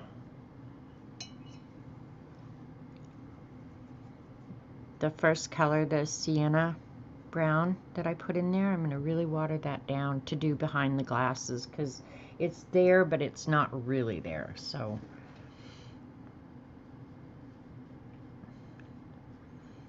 and I'm going to paint it especially wet, because then I'm going to go in and pick some of it up.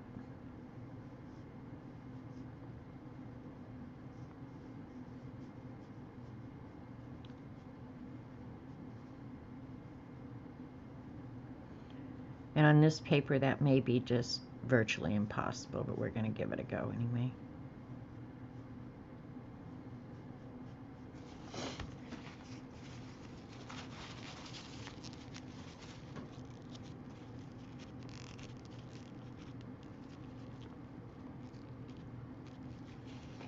Worked better toward the end, so it was drying out quick, but it's all good.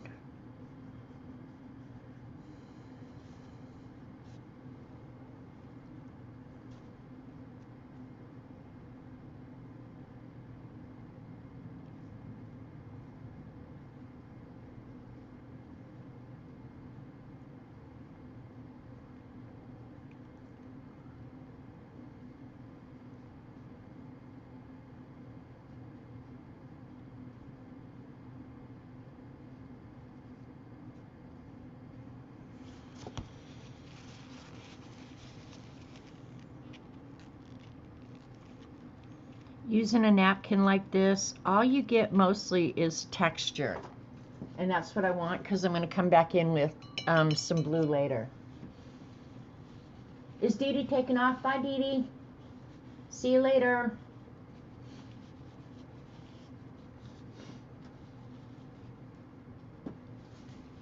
Okay, what next? What next? What next? Let's do the... I'm going to do all the white parts last, so let's do the book cover next. It's kind of an orangish red.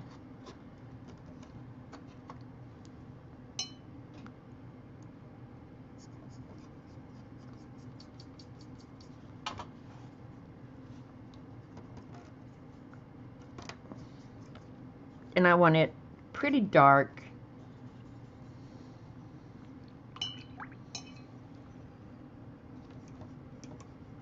And I'm mixing two reds, because one of them I think is too orangey and the other one's too crimson colored, so hopefully we won't have to mix that more than once.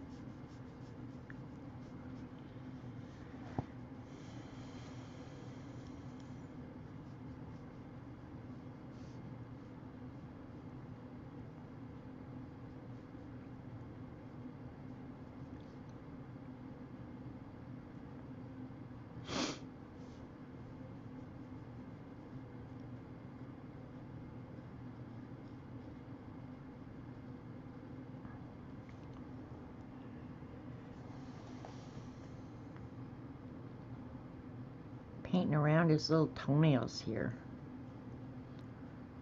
Doing a big section like this, I probably would have done myself a favor if I'd have gotten out a bigger paintbrush, but we're not going to worry about it.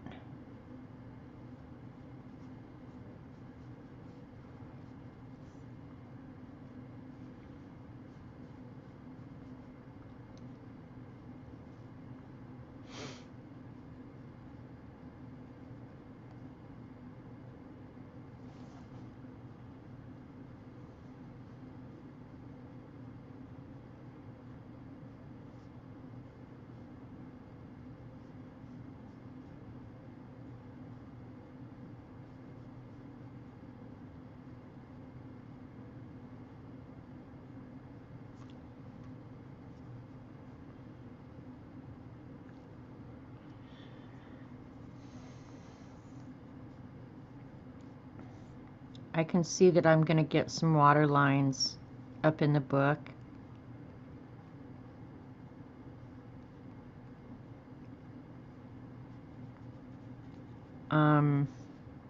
Depending on how dry they get, a lot of times there's just nothing you can do about it, so just go with it. I'm going to try and re-wet it and move them a little bit.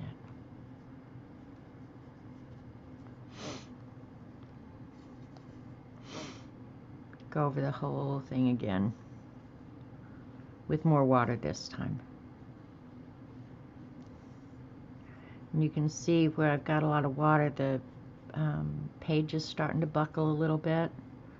That's the problem with using a sketchbook. That doesn't bother me because after it dries, that's not going to be a huge issue. If it's a little bit buckled, who cares?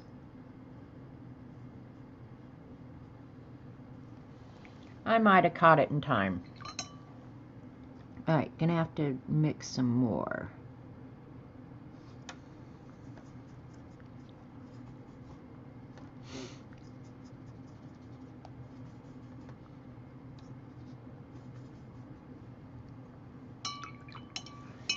Read chat. I got an email today telling me to book for a spring COVID booster jab. Apparently the vaccinations are not lasting as long as they thought for vulnerable people.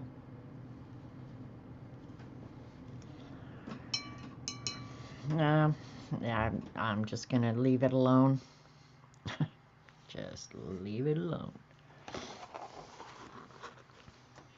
Alright, I have to paint like this so I don't get my hand over in that, okay?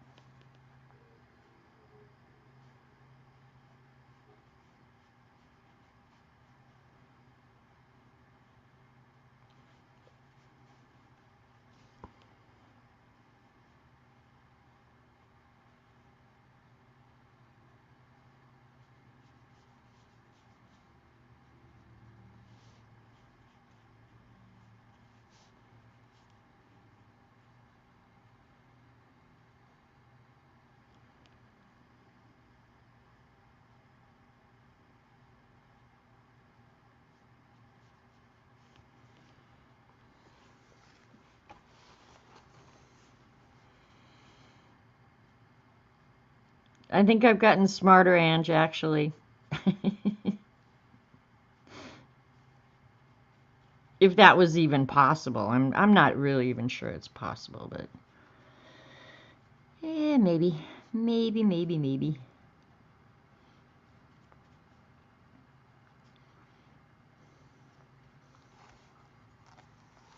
Alright, now I'm going to go over the whole thing. Hopefully I'll get nice, smooth lines and rich color.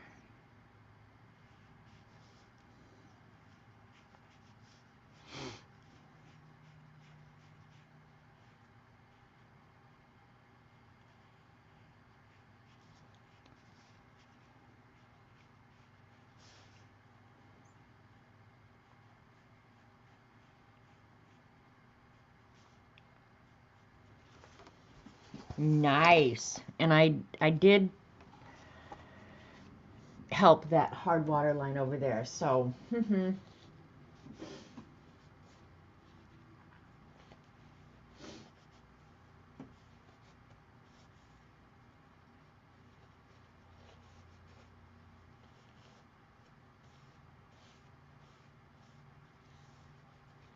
nice show of restraint. Thank you, Amber. Did I just put the book into the paint? I don't think so. If I did, that's one of the risks. No, there's a lip on it, and that even if I set my book up on it, the lip keeps it from dropping down in. But if I did, that's one of the dangers of being me. Okay, I'm going to mix a little bit more paint so I can do the spine. And then I'll water it way, way down to do across the top where the light is hitting. Let me hit it with the heat gun real quick. Dry it up first. He's really cute though, isn't he? Really smart owl. Okay. Heat gun.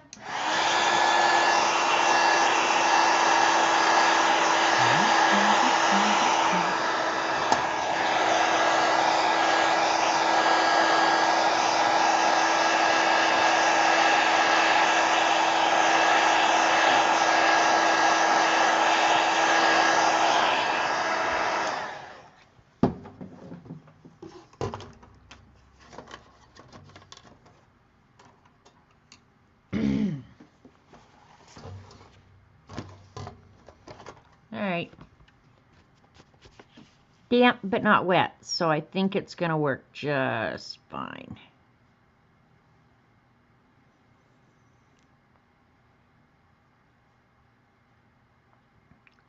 And remember, I'm going to be inking this when I'm done, so, and you're probably wondering why I did it in sections.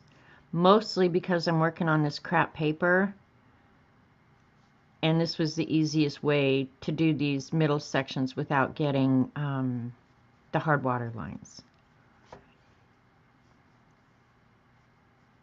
I'm just not that proficient at this yet.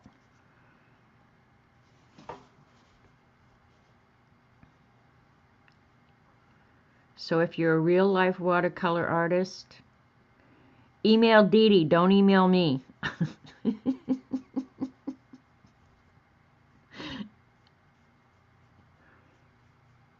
Of course, everybody knows Dee Dee tells you, don't email me.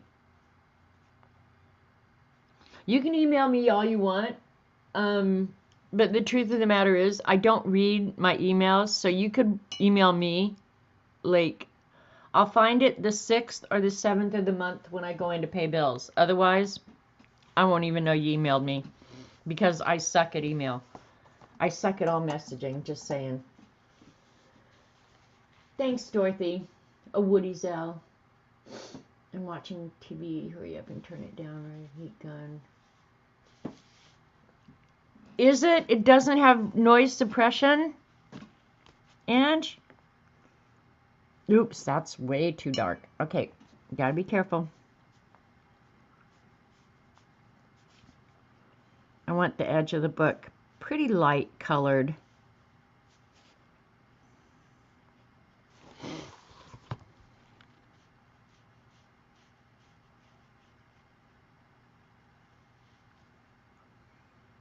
And then I'll maybe add some to make the book look a little bit old. Because I'll probably add some white as well to make it look like it's been worn. I like that about books.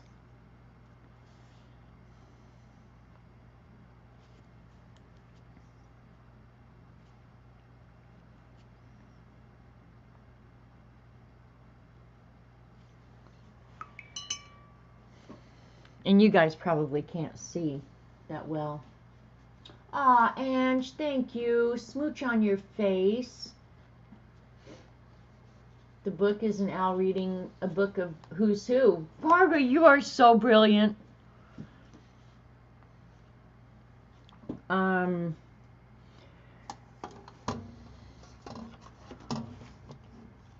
let me think. I think I'll do the pages of the book.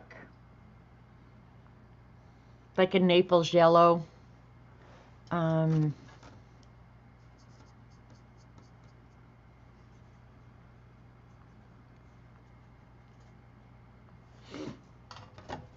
gonna move my cheat sheet or I'm gonna trash it out. I just got pink in my Naples yellow. Hang on.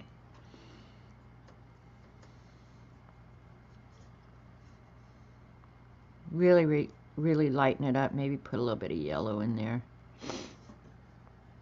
Yeah, that'll be all right.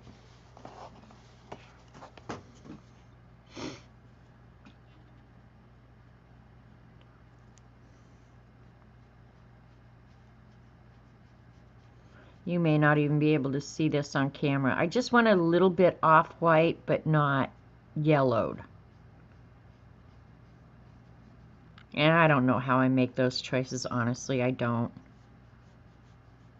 I just make this crap up as I go along.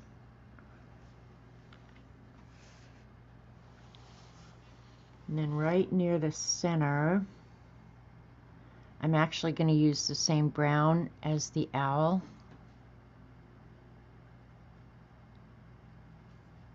Again, hopefully it'll give it kind of an aged look is what I'm going for. A lot of that stuff you just have to learn through practice, just doing it. Because I'll draw the indication of individual sheets when I do the pen work.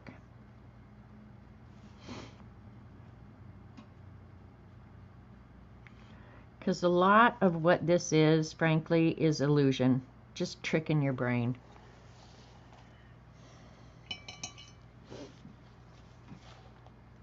I know you do, Ange. And I love you right back.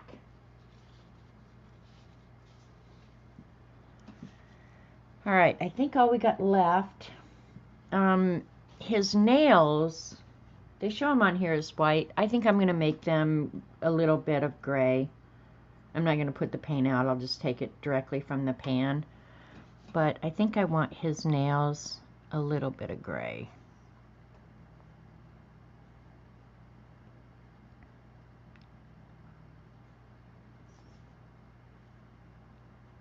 I don't know what colored owls' nails are.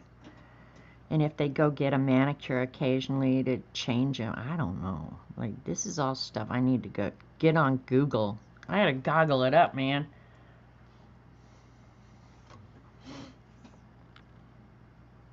I miss Mary Epler. The reason I say goggle it up is when I used to go over to Mary's and drink coffee every morning, my little 90-year-old neighbor, one of the other neighbors that would commonly come over was a lady named Mary Epler. And I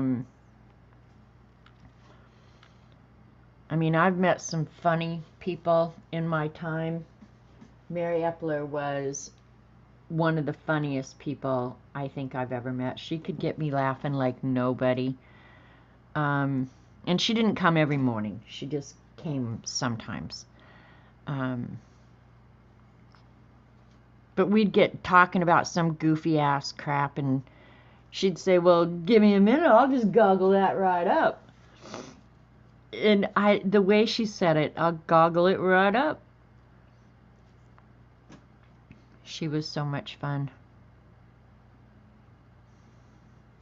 She works at the Oklahoma City Memorial, I think. I don't know if she's still working. Hell, she could have retired for all I know. I wish she'd come up so we could go get dinner. She's about the only person I'll leave my house for. Okay, that's good. I don't want his nails real prominent, but I want them a little prominent. Do a side goog. A side goog? Yeah, well, the hat is just like yellow and white stripes. So I've just got to do some light blue to indicate shadows and stuff.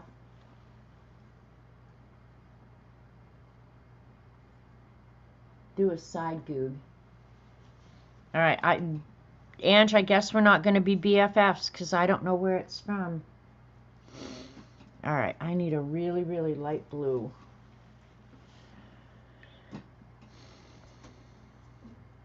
And then we'll do the white, and then I'll start doing some pen work so we can see what he looks like when we're done.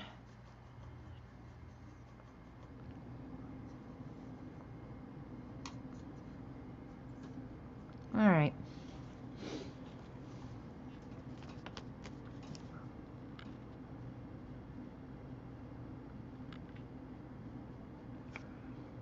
Might want it a little bit dark. Oh, that's way too dark, goofball.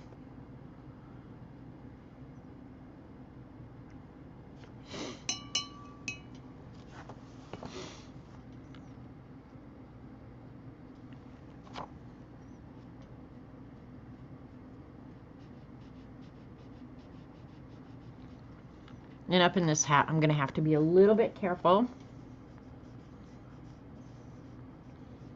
so that the colors don't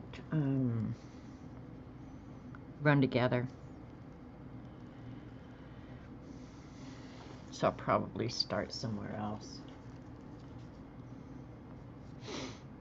I'll let that dry a little bit, and I'll make some of it darker.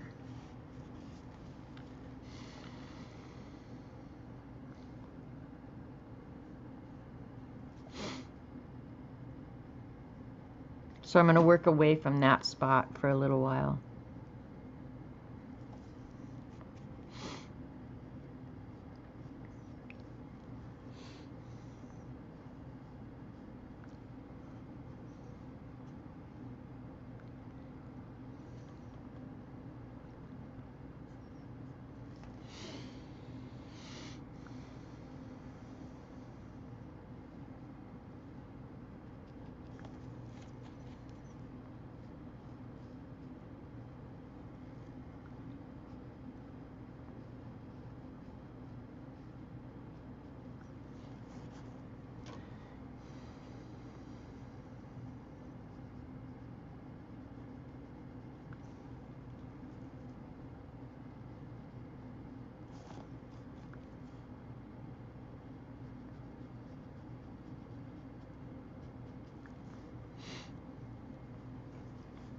All right.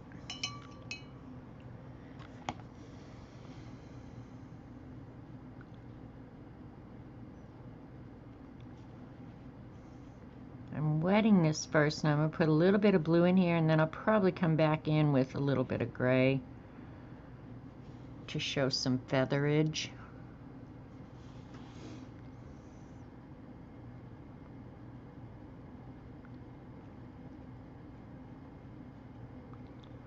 You know, and I could spend as much time as I wanted on this, honestly. It's like any drawing you do. You can just keep dinking around forever, or you can say enough is enough. I'm done. Hey, Jasper. I hope I haven't missed anybody coming in.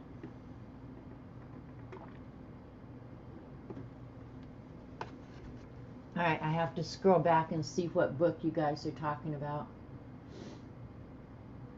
It's from a podcast. It's a true crime, and one of the podcasts Okay, all right. I listened to one of the true crimes, Ange, too. Coloring in Your Bloom book. Okay, all right. Yeah, I hope you're better, Jasper. I hate to hear when people have health issues. That sucks. All right, that's still a little wet to work on, so we'll do these first.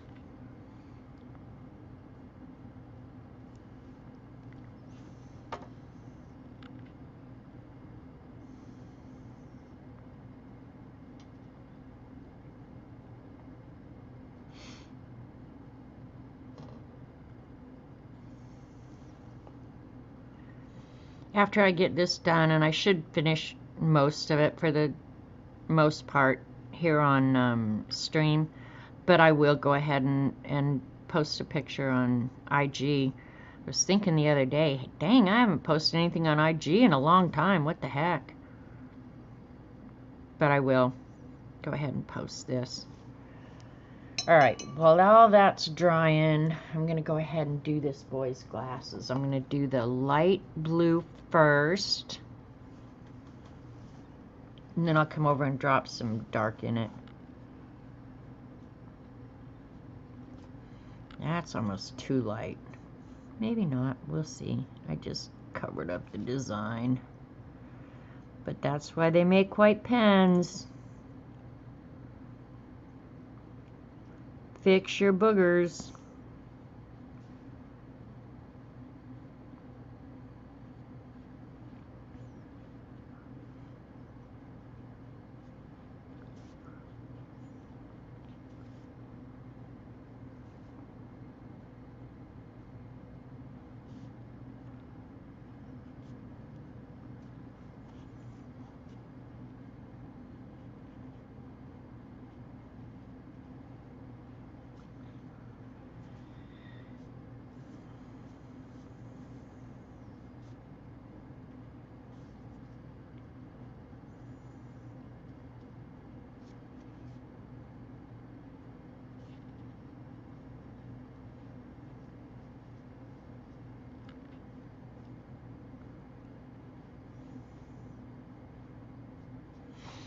Okay, now quickly before that dries,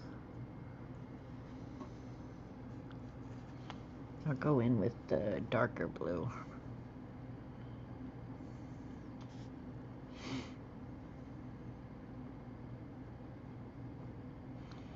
And hopefully it'll spread nicely.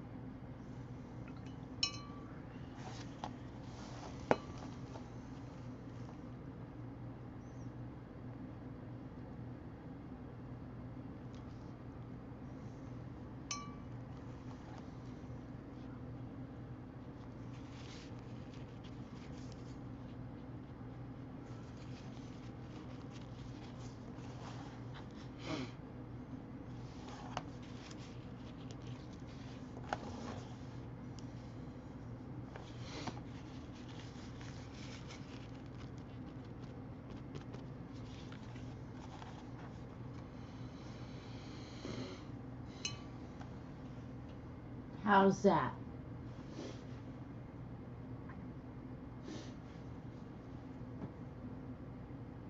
Percocet, yeah, that's a scary drug.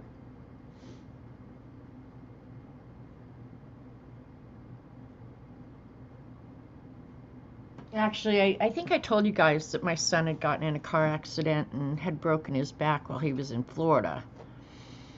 And I think the thing that I worried about most, because he wanted to go home to Colorado to get anything done, right? The thing that scared me the most about that whole dang thing was the medication. Because it's so easy to become dependent on those pain meds when you have something really critical like that. I was scared about that. Fortunately, and I asked him about it all the time, you know, like, how much pain meds are you taking, blah, blah, you know, and he probably just thought, shit, I wish she'd shut up. But yeah, that was a scary thing for me when he was on those damn pain meds. But he can't tolerate them well, so he was like, I can't even take them. I'd rather just take a Tylenol or an aspirin.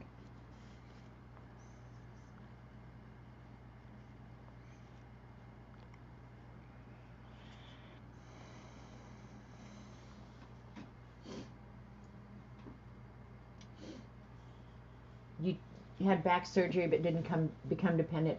You know, I used to watch or listen to years ago Dr. Drew Pensky. He's a um, addiction medicine specialist, and of course he was up on all the research and stuff like that.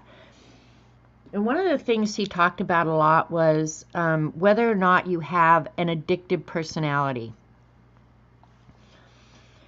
And that you either get it genetically or well, it's primarily genetics that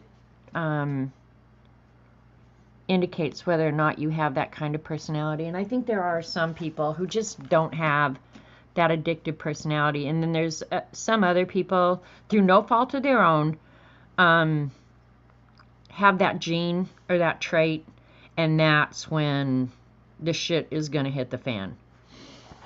There. I like his glasses kind of modeled like that, so I'm going to leave them.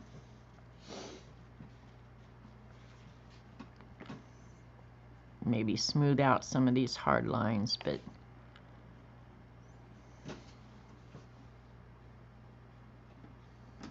thanks, Ange.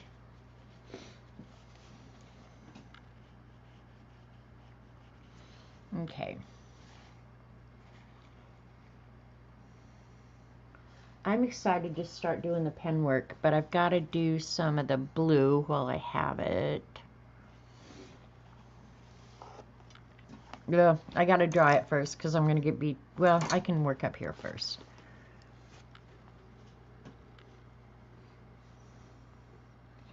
I'm actually going to put the shadow the whole way along here.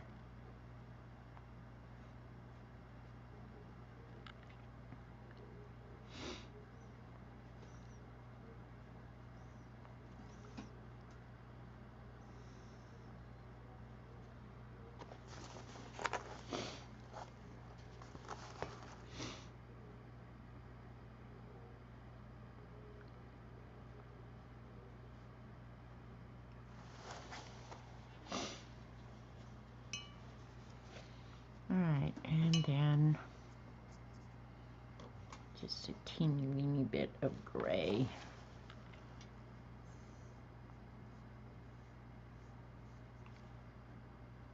A little more than none would be good, right?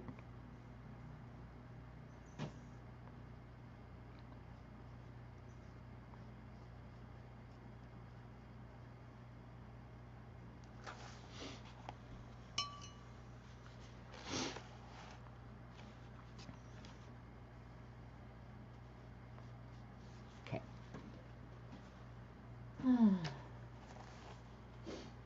Yeah, I think there are always exceptions for sure. But he had an interesting way of describing, you know, whether or not somebody was more inclined to be addicted to substances, and whether it's gambling, alcohol, drugs. I mean, it was pretty much everything.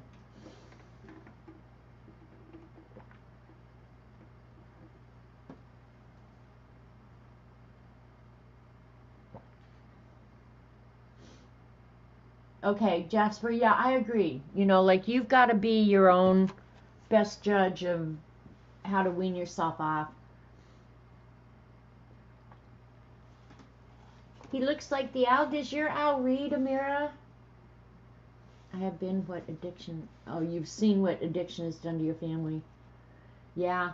See, I think if you are familiar with it, addiction is either a scary, scary thing, or you're so jacked up from having observed it that you're doomed. Like, I'm sure it's not one or the other, but that's what it seems to me. Like, if you've ever seen it in your family, yeah, you're going to be a lot more, at least aware of the dangers. I can't get this shadow right, and it pisses me off. And now I've probably gone too far, but we'll see. We'll see, we'll see.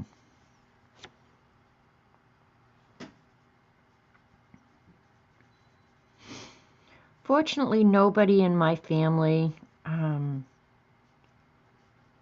ever got into drugs. I mean, smoking pot and stuff like that, but I don't. That's, to me, not addiction behavior. And none of us did it for long. But I know it can be harrowing for some families.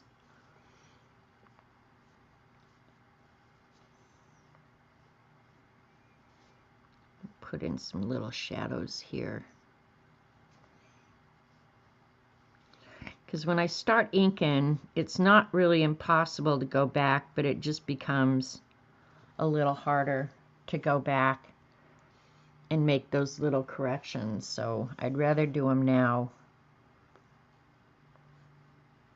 And that one's a little harsh, but that's okay. We're going to work with it.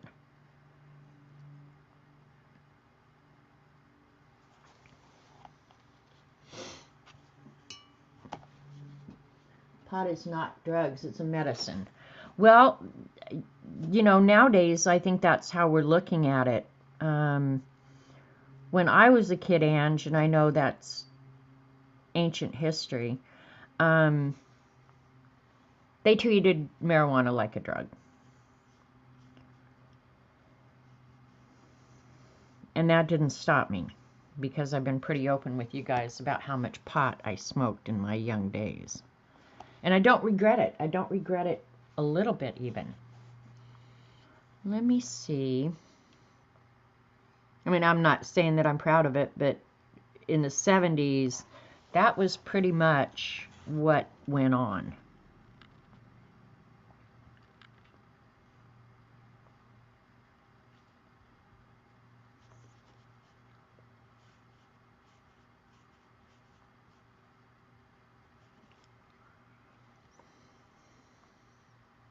Can you guys see that?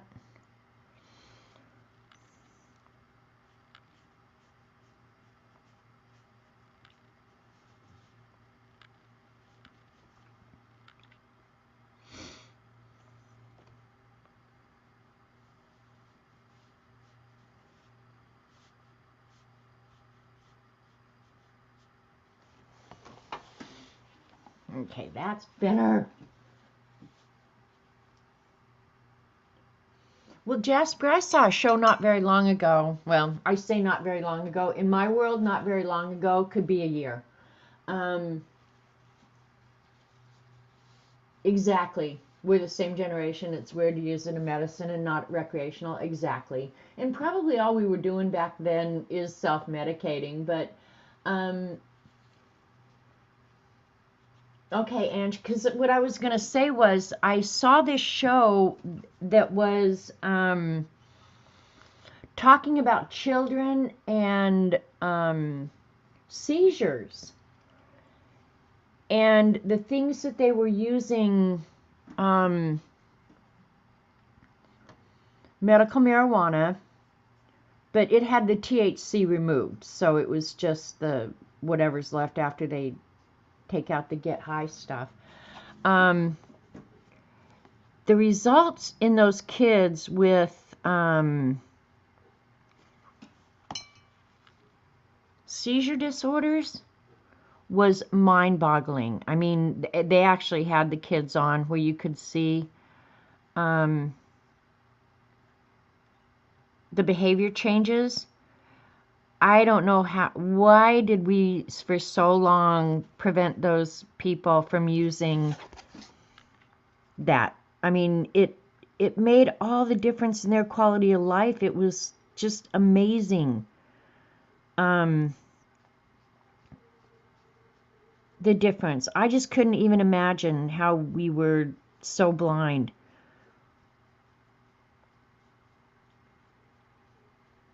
But yeah, I'm saying, like, if you have a kid with seizure disorders and it works, you get them whatever it is they need. You make their quality of life better. I don't care what it takes. But the results from that And I'm sure I'm not stupid enough to think that there wasn't also some agenda there, because I'm fairly smart that way. But really, I was like, that is unbelievably remarkable. Use edibles. I'm not sure if they have that in Oklahoma. Now, they do have medical marijuana, and you have to have a license, you know, or a prescription from a doctor to get it. I've never checked into it. I just always felt like, God, I did that when I was young. But if you need it for medical purposes, I think use it. Exactly, Joan. Hi, by the way.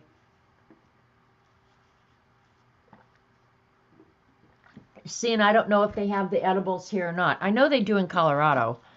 I've had friends bring me edibles. It makes pot of any sort makes me feel really weird now. So I just don't do it. But I think anything that improves your life, get on it. Now, if it keeps you from living life, and there were kids in high school that I knew, pot was just bad for them. It really kept them from living life. They lived to smoke pot. Okay, I'm going to do a gray, and I hope I'm not goofing up, but we're going to give it a go and try. I'm going to give it a gray shadow here along the edge of the wings. Hopefully that's not a bad thing.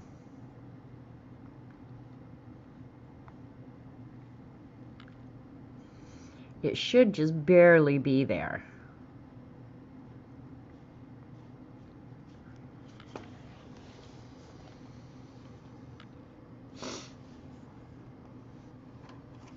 Maybe I've gotten more permissive as I get older too, because I recognize life's so damn short.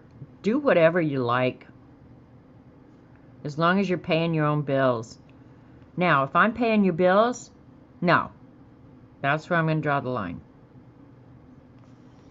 But if I'm not paying your bills, get after it. I don't care.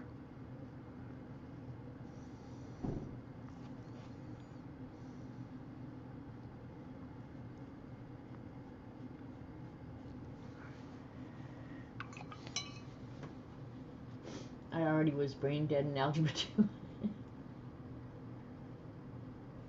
See, CB, and I've never ever been a believer in gateway drugs. What did I do there? You idiot. Oh well.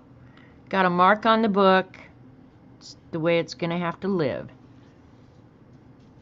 Might be able to spread it out a little bit. I don't know. That might have been really dumb. We don't care. We're going on with it. All right, I'm going to start doing some of the finish work now, and if I have to come back with some watercolors, I will. But I'm going to start doing the ink because I want you to see that part of the process. Arizona has it legal now too. Anything in excess is not good. That's why I use about every 2 or 3 days. Not daily, no way. Yeah, look at who walks into chat while we're talking about gateway drugs. Hi, Tina.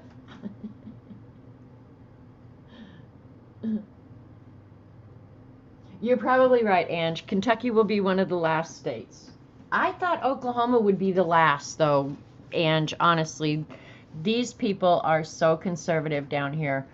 I truly just thought we will be the very last state to legalize anything or allow any kind of fun. And believe me, I'm an Okie. I love Oklahoma. But yeah, I really just thought, these people are never, ever gonna vote that in. But surprisingly they did, and I've lost my plastic nib micron, and that's pissing me off. When did I have it last? Does anybody know? I'll just use this one. Hopefully it'll work okay. It's all legal. I don't know. I wouldn't be surprised if Texas doesn't legalize it soon. When you have neighboring states where it's legal, it's hard for a state not to legalize it. because I remember when Oklahoma was a dry state. And when I moved here 25 years ago, believe it or not, the county I lived in was still dry.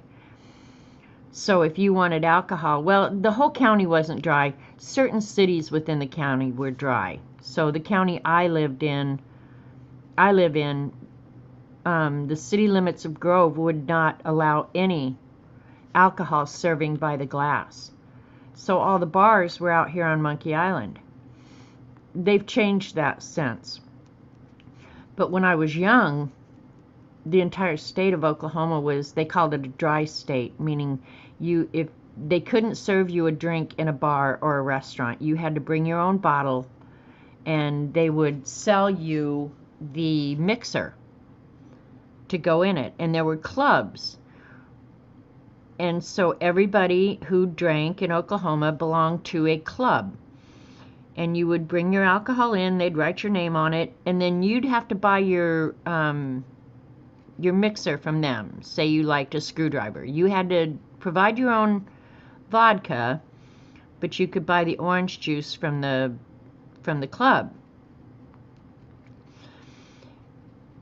But getting the vodka was difficult, so everybody just drive over to Arkansas. I remember going over to Arkansas to get alcohol for my grandparents, and they weren't even drinkers. I mean, they kept it on hand for other people, but I never saw my grandmother or grandfather take a drink. But I'm sure they did with their friends. I mean, they weren't prudish by any stretch of the imagination, that I don't think.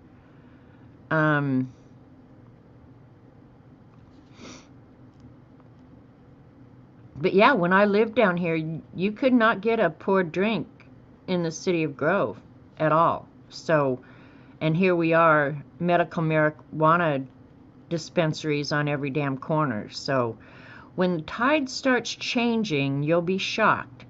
If neighboring states do it, the state will too, because they're just sending people across the border. Now, one thing I would like to know, because I grew up in Colorado, so when they were getting that law, well, two things. One was when they wanted limited stakes gambling. They sold it to the population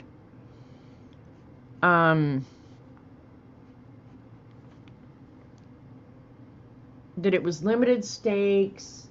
It wasn't going to create a lot of problems, but that the money was going to go for schools. Well, it didn't take long before we start hearing on the news that the schools are still lacking funds. Where did all that damn gambling money go? Well, they kind of did the same thing with pot. Sold it that it was going to help the children. Just don't lie to me. I don't care about that. But I felt like they ended up lying to me about the pot and about everything else, and using the children was their way of convincing me to vote for it. And what happened with the limited stakes gambling was it ruined entire little towns. The people who had tried to keep those old mining towns alive, their entire way of life was essentially ruined, because big money gambling did come in, and it did affect a lot of things, and the money was not going to the schools. So it pissed me off. I'm going to use a different pen for the, I want a finer, so I'm going to use the Hybrid Technica. I just felt like the voting population was sold a bill of goods, is what I think. Don't lie to me. That's the thing I have with government, is just don't freaking lie to me. I don't think gambling was good for anybody, frankly. But I wish they'd sold it to us honestly. That's all I felt like. And they didn't.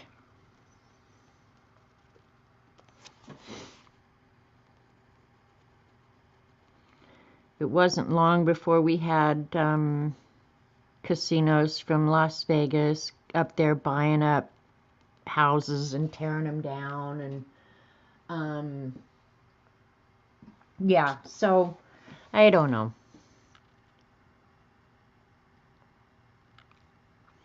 The thing is, if anybody has a financial interest in the ear of politicians, that's when you know you're screwed.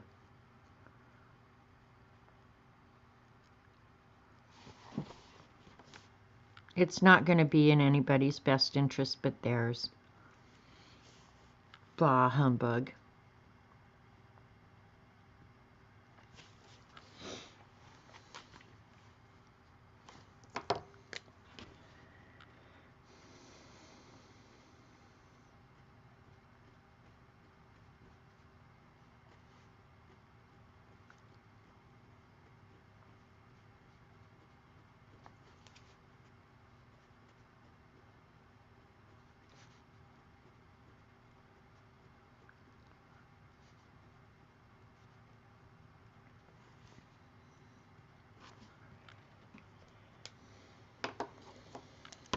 Oops.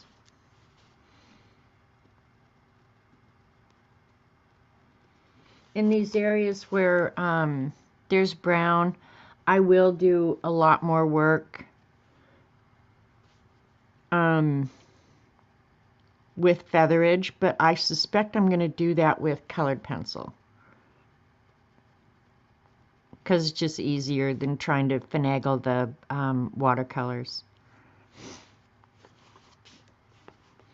So when you see the picture posted, it will be different, but it'll have to be after dinner tonight when I have the time.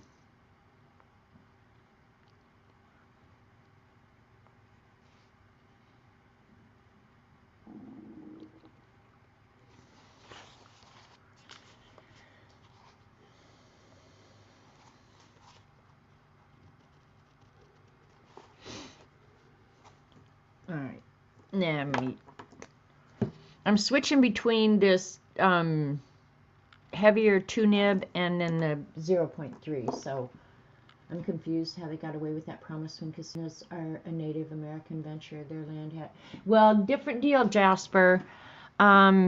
These were not Native American in Colorado. Now in Oklahoma, every one of them is. It is definitely a Native American proposition down here. And there are all kinds of laws about it. The land that they can be built on. Same with the smoke shops down here. The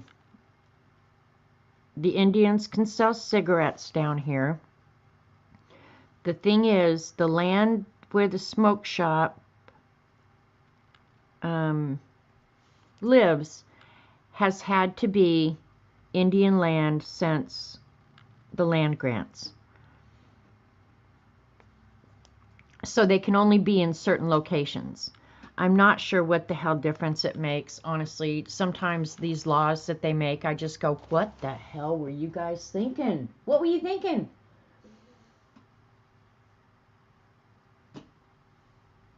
Isn't that true? Yeah, the lying. It's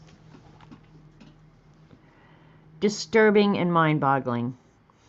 But yeah, the Indian casinos down here are common. And they're all regulated, much like they are in Vegas. You know, they have to do a certain amount of payoff, and I don't know if it's equivalent. I really don't. I don't pay that much attention. I'm not a gambler. I used to go in one of the casinos down near my house because they do have a pretty decent little restaurant in it that was good. So I'd go with Lane and Amy to eat at the restaurant, but otherwise, yeah, I didn't go in the casino.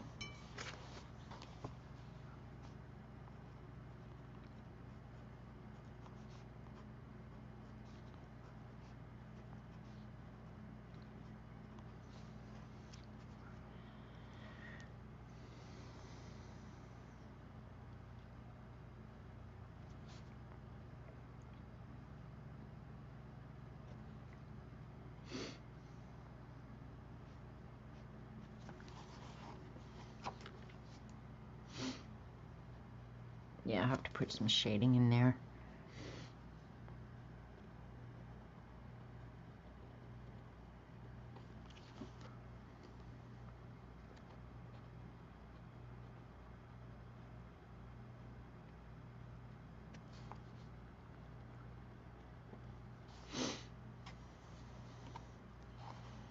Starting to look a little different now that he's getting some little bit of detail on him. He looked really cute when I finished his featherage. Okay, which one do I'll use the thicker for this. This is when it pays to have a little bit of a steady hand. If you don't have a steady hand, what I would do is make sketchier lines all over where you don't follow the outline. So then if it's not perfect, it looks like it was intentional. And if I goof up, that's what I'll end up doing.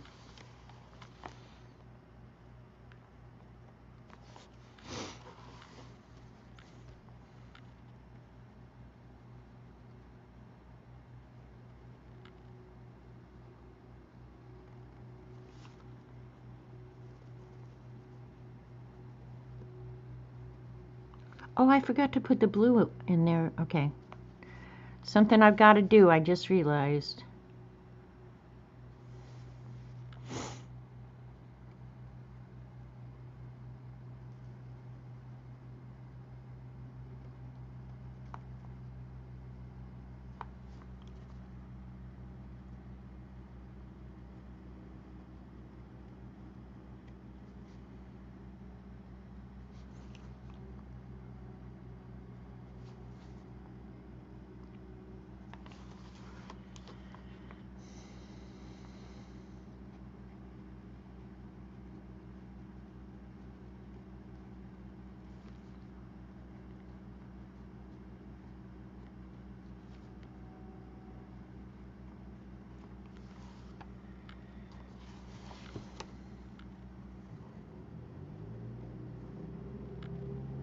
Robert's mowing again? He just mowed the other day.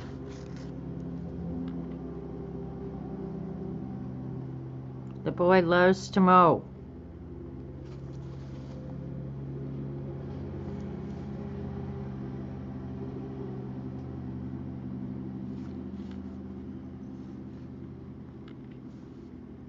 Yeah, I'm gonna wait and do all the featherage later, because I want the base done first.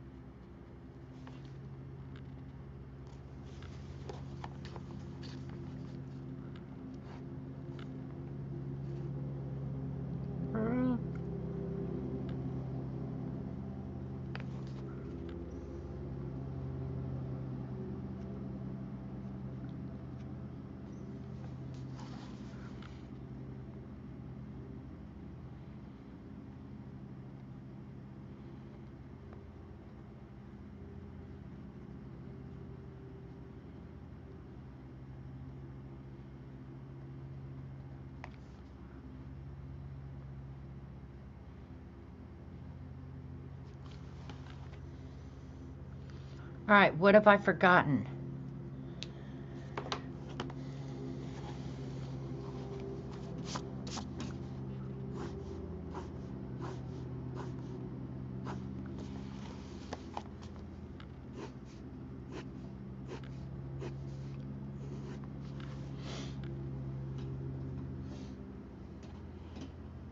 All right, what are you proud of Dan for?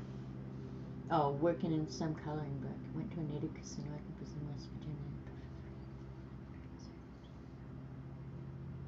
Yeah, a lot of times the food at an Indian casino um, can be pretty darn good. Okay, up around his eyes, one thing that's looking really weird, and I want to get the blue in before, and I've got time now, so I can kind of tell where he needs some work.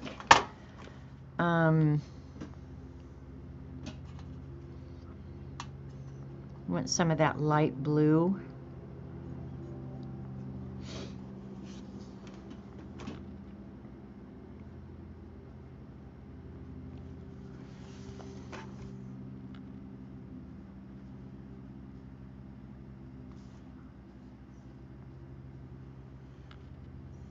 Hopefully it'll dry lighter than it looks right here.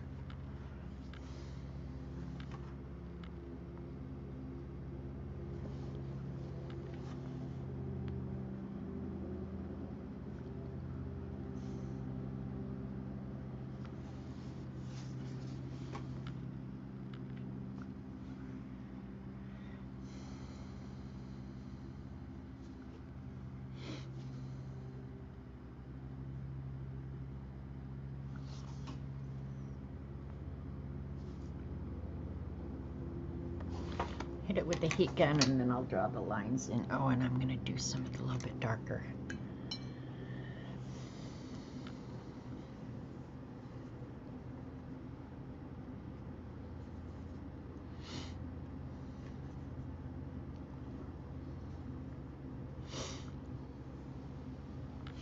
Oh, I gotta check and see if it might be too dark. Let me add some little bit of water.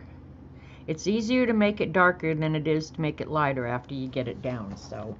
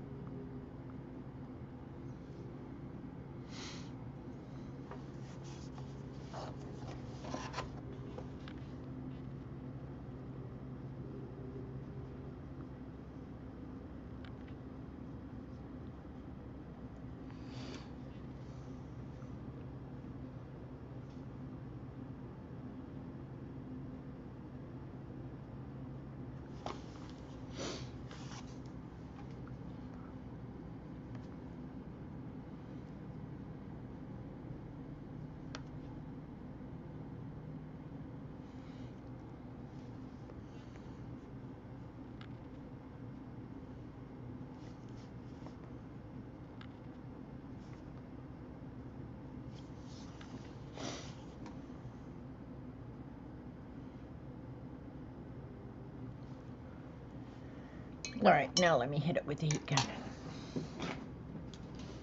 Thanks, Terry.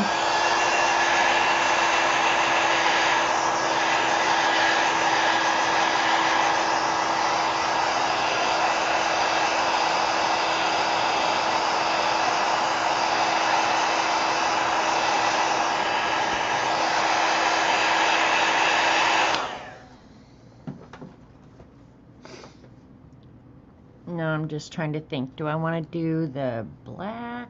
I'll do it with a pen. Easier to control. Move this.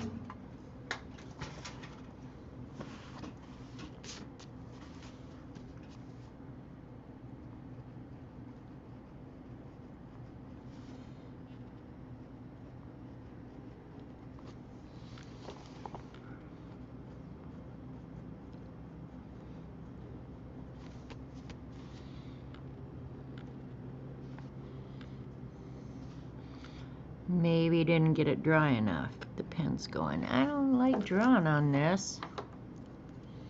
Dang it, I wish I could found that plastic nib. I wonder where the heck I took it.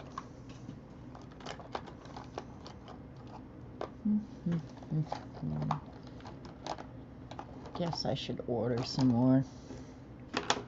I hate when pens get a mind of their own.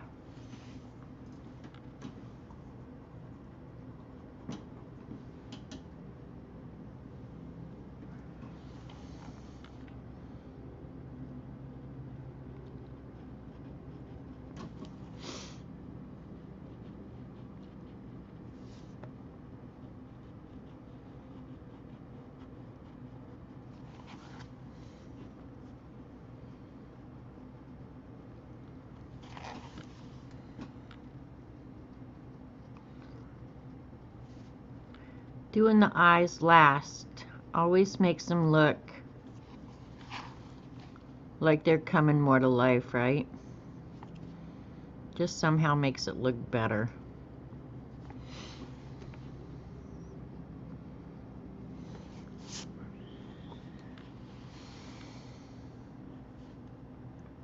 Alright, this pen is getting a mind of its own.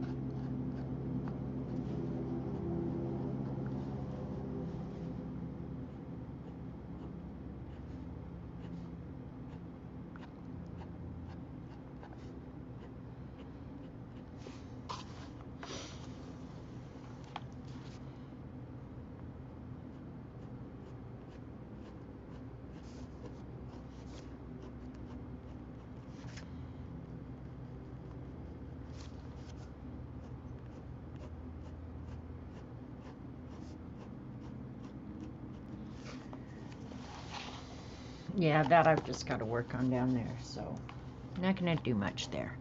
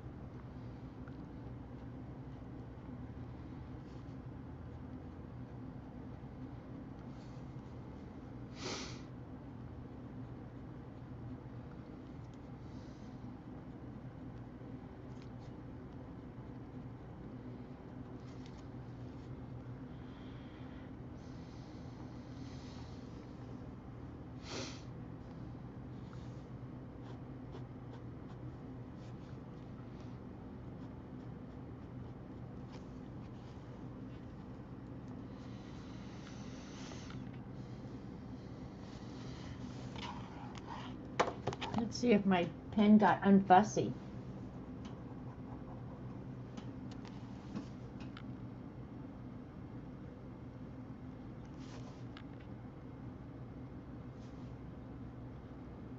didn't like, you know what? I goofed up because that book actually goes like that. So I've got this red. I'm going to go ahead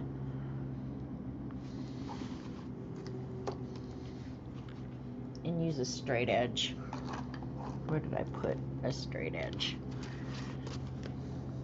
Bad drawing, girl, girl, girl. Just trying to think. Might be better if I just leave it now. Go ahead and do that and that. My bad. My bad.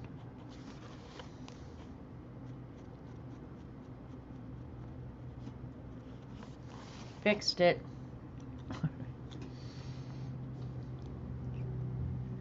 Hi, Kristen. Sorry, I'm busy working over here. Hi, Helen. Thanks, Ange. All right. You've been working on monsters for the Monsters Journal? Well, I've got a lot done on mine, too. Not ready to show it yet, I don't think. Well, if you guys want, I'll show it. I don't care. But I haven't, I mean, I've been making up the stories, but I haven't added them yet. So, Ange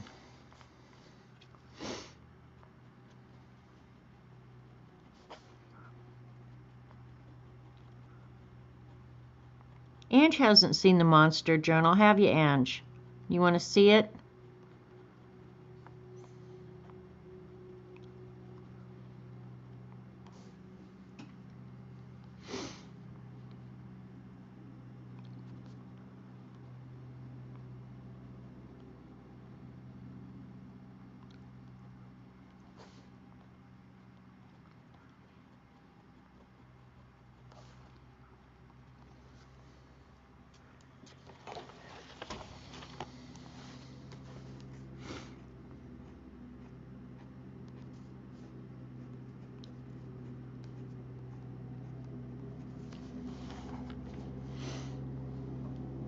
You want to see it? Okay, bye, Barb. All right, I got 10 minutes before I'm done, but you can see how he's going to end up coming all together in the end, right? Can you see that? I like him. I think he's really, really cute. All right, that's got to stay out and lay flat till it dries. All right, let's look how that experimental watercolor, first of all, worked out. All right, there's the Yupo. Yeah, that could have some really interesting techniques. Now, the crazy thing about Yupo, because it's just sitting on the surface, right? The water evaporated and all that's left is the pigment. I think,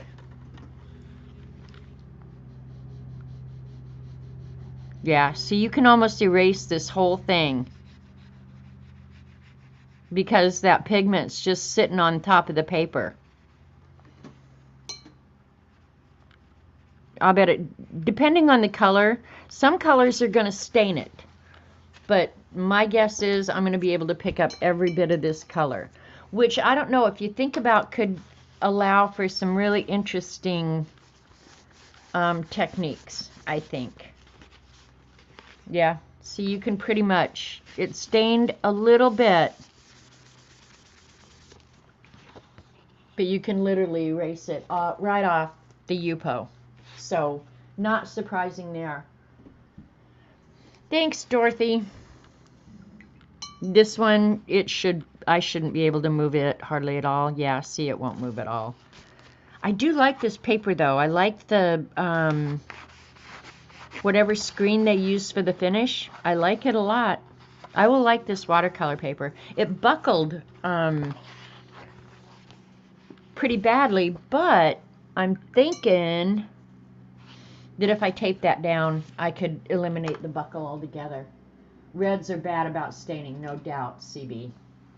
All right, so let me quickly show you guys. The owl will get finished later. I like him. He'll be my new friend.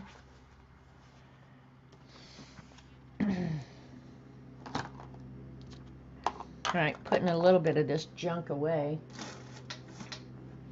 All right, here's the monster journal. Most of you guys have seen all these early ones. And for those of you who haven't seen it, well, I don't have the monster. Hang on just a second. I'll show you the little monster zine so you can kind of get an idea of how ultimately this is going to end up. But I'm having fun making up the stories.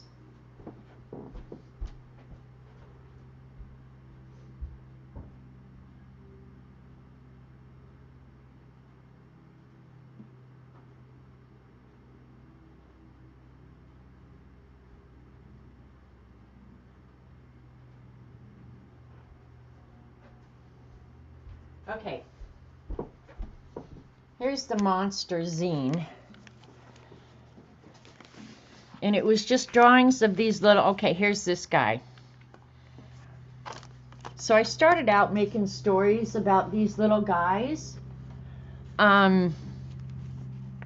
He's a valedictorian graduate of the Donut Decorating Institute, specializing in sprinkles. So I don't know if this one, if I'll do a donut, I don't know, but I will expand on his story.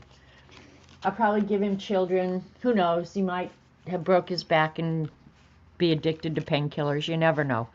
Because anything can happen to these monsters. This guy's a haunted house designer who stated his career has satisfied his lifelong desire to scare the crap out of small children and senior citizens. A worthy goal indeed. So that's what this journal is going to be.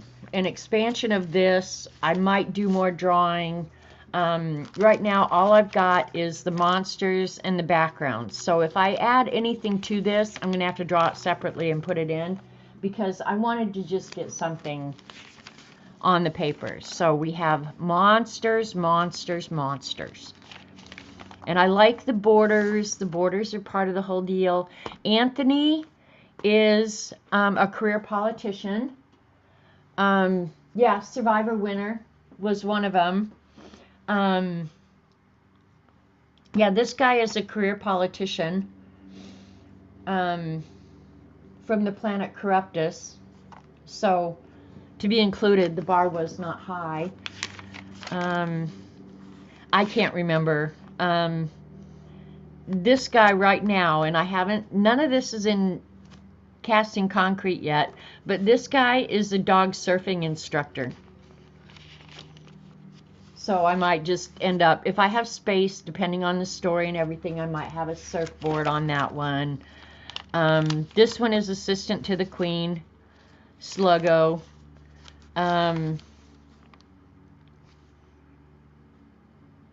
Oh, this one is really funny because I had a driving instructor as his profession going in, and I don't know if you guys were at Lena's one day when she was talking about driving her car, and she called the gas pedal, I think it was, the speeder.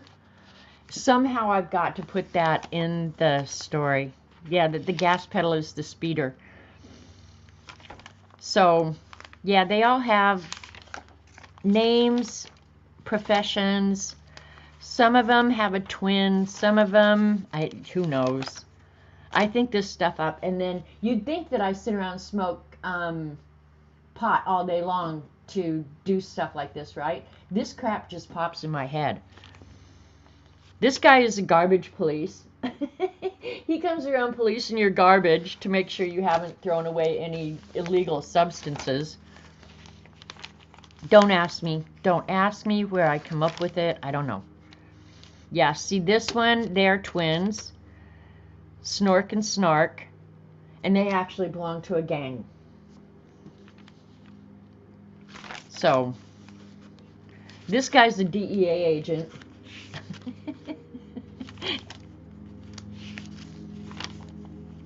And this one has minions. So, can you guess what he is? This one's a cannabis tester. And then I think that's kind of where I've got their names, but I don't have professions for them. But when I'm just sitting around with nothing to do, I'll do the draw the monster, do the background and the border, just to get something down on paper. This one definitely does something with the sewer because of the border that I drew. This is Swamp Security.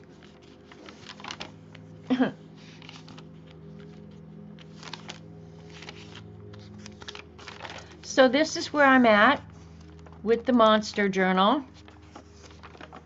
It fills in time when I'm just not doing anything else. I'll sit down and draw a monster, do the background, do a border. So that's the monster journal. Be nothing but this. So, and I think I'll keep the monster zine with that. So that's that. They've got some edgy professions, right, Helen? But if they didn't have edgy professions, they'd just be like you and me. And there comes a point where it's like cooking dinner and eating and going to Walmart isn't interesting anymore. But just think, if you're a DEA agent and you have an edgy profession, can you imagine the stories you could tell?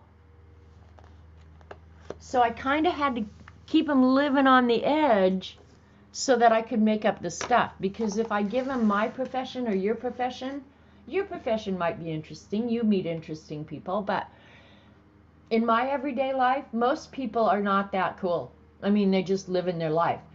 Hopefully they're honest and loyal and trustworthy and whatever, but in truth, the people that you want to know are the people living on the edge. Like, why do you think people went crazy over the Johnny Depp trial? Those people are living on the edge all the time. I mean, you and I cannot possibly even begin to consider what drinking and doping and making $150 million is like, right? So I have to make this stuff up because I don't experience it firsthand. But my imagination can go crazy. Hi, Tanya. Yeah, well, I'm getting ready to get off. I'm just sitting here lying about stuff right now. I just showed the monster journal talking about why everybody has to be interesting, you have to be edgy. Sorry. And a belly button piercing is not edgy anymore, apparently. Now, when I was young, a belly button piercing, oh my God, do you know the reputation you would have had? But now it's just like, everybody's got a belly button piercing. Who cares? No big deal. Tattoos? Oh my God, tattoos. Oh, my mother would have just had a tramp. Exactly, CB. Can you imagine? It's a generational thing. So, you know, like these monsters are letting me live out my sick side. You know, like what does a gang member, what does their life entail? You know, like, do they get up and feed their kids and then go kill a few people or traffic children? Well, what the hell does their life entail? I want to know. So if I can't know, I just make it up. See, I don't know anything about it, Amber. I just see clips here and there, and I just go like, holy crap. People live like this, really. I am the most boring person alive. I'm not kidding. A good day for me is if I sleep past 7:30. And you're a different generation.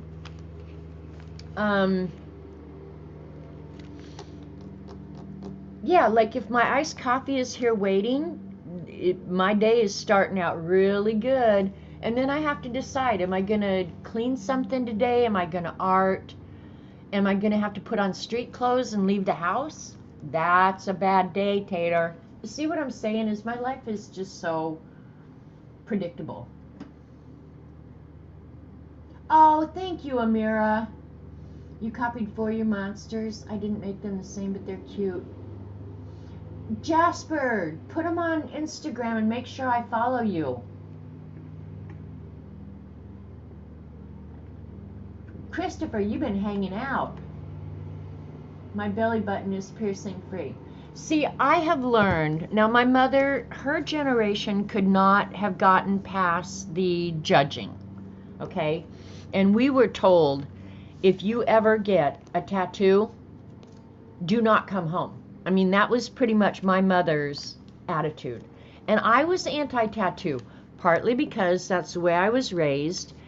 And I worked at Arco. And I remember we were changing the company name, and I was working with a guy that I had known for many years. And he was helping me get the name change done. And he rolled up his sleeve, and there was a hula girl tattoo here on his forearm.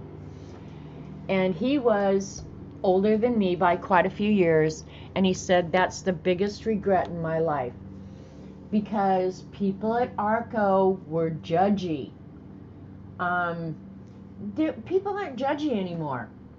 Yeah, you want to piercing and you can afford it and your bills are paid, you go get a piercing. You want a tattoo? Get a tattoo. What do I care? I don't pay your damn bills. So I think we've gotten better about not judging. I don't think my mother could have ever gotten past that. Now, I don't know in her generation what that tattoo symbolized, but it was the same for that guy I was working with. He just said, I can't ever fold up my shirts at work. I would hate for anybody at Arco to see that. But now I think we're just like, hell, you're almost odd if you don't have a tattoo, right? I follow you on Instagram, I'm pretty sure, Christopher. I'm pretty sure I do, Christopher. I'll double check. But, you know, times change, and you got to be willing to change with them. I think there's some things I'm never going to agree with. But, yeah, you kind of got to roll with the punches, I think. I try not to judge harshly. Except sometimes. Oh my God.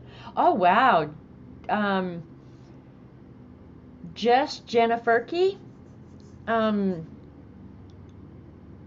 That's a beautiful cross stitch. Damn, girl. Okay, Terry. Oh, those are so cute, Terry. See, I love that. I love that so much. You did so good, girl. All right, now I gotta search for Christopher. I'm pretty sure I do. Christisto. All right, put your IG in there, Christopher. I judge tats as to whether they look good or like prison tats. Well, now, I'll never understand people who put tattoos on their faces. Now that, I'll never understand that.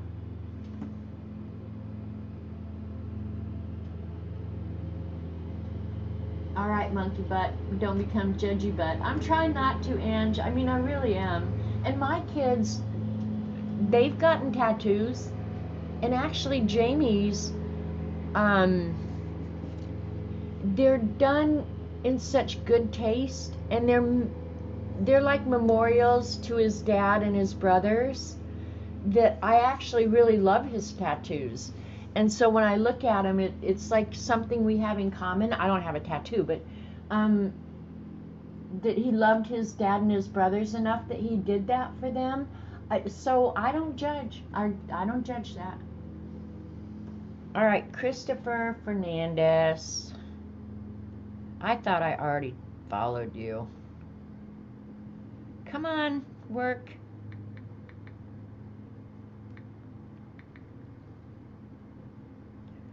Christopher Fernandez. I don't think that's you. Christopher, I'll look at you. Do you follow me? Look up Janet Merle Young. I'm almost certain I follow you. Anyway. All right, you guys, my time's up. I got stuff I got to do. I got to feed Robert Vaughn. Mary Atier is, I think, just coming on. I have a tattoo, and it's for me and no one else. It's a semicolon for suicide. Now, see, Ange, I would not judge you harshly. 9492. I just saw that one, Christopher.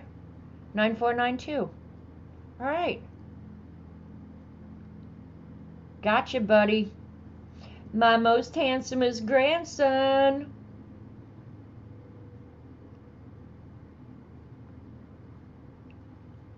Ooh, I'm gonna look through. I'm just gonna be so nosy, Christopher. It looks like cool stuff on your page. You are handsome. If that's you, I'm assuming it is. All right, you guys. I will say hi to Robert. Oh, hi, Lena. Hugs on you. Hey, Lena, did you hear that I wrote down about your speeder? You're so funny. And I wrote down, too, hippopotamus. You crack me up, girl. All right, gotta go. Y'all go take care. Be kind. Love you. See you later. Bye.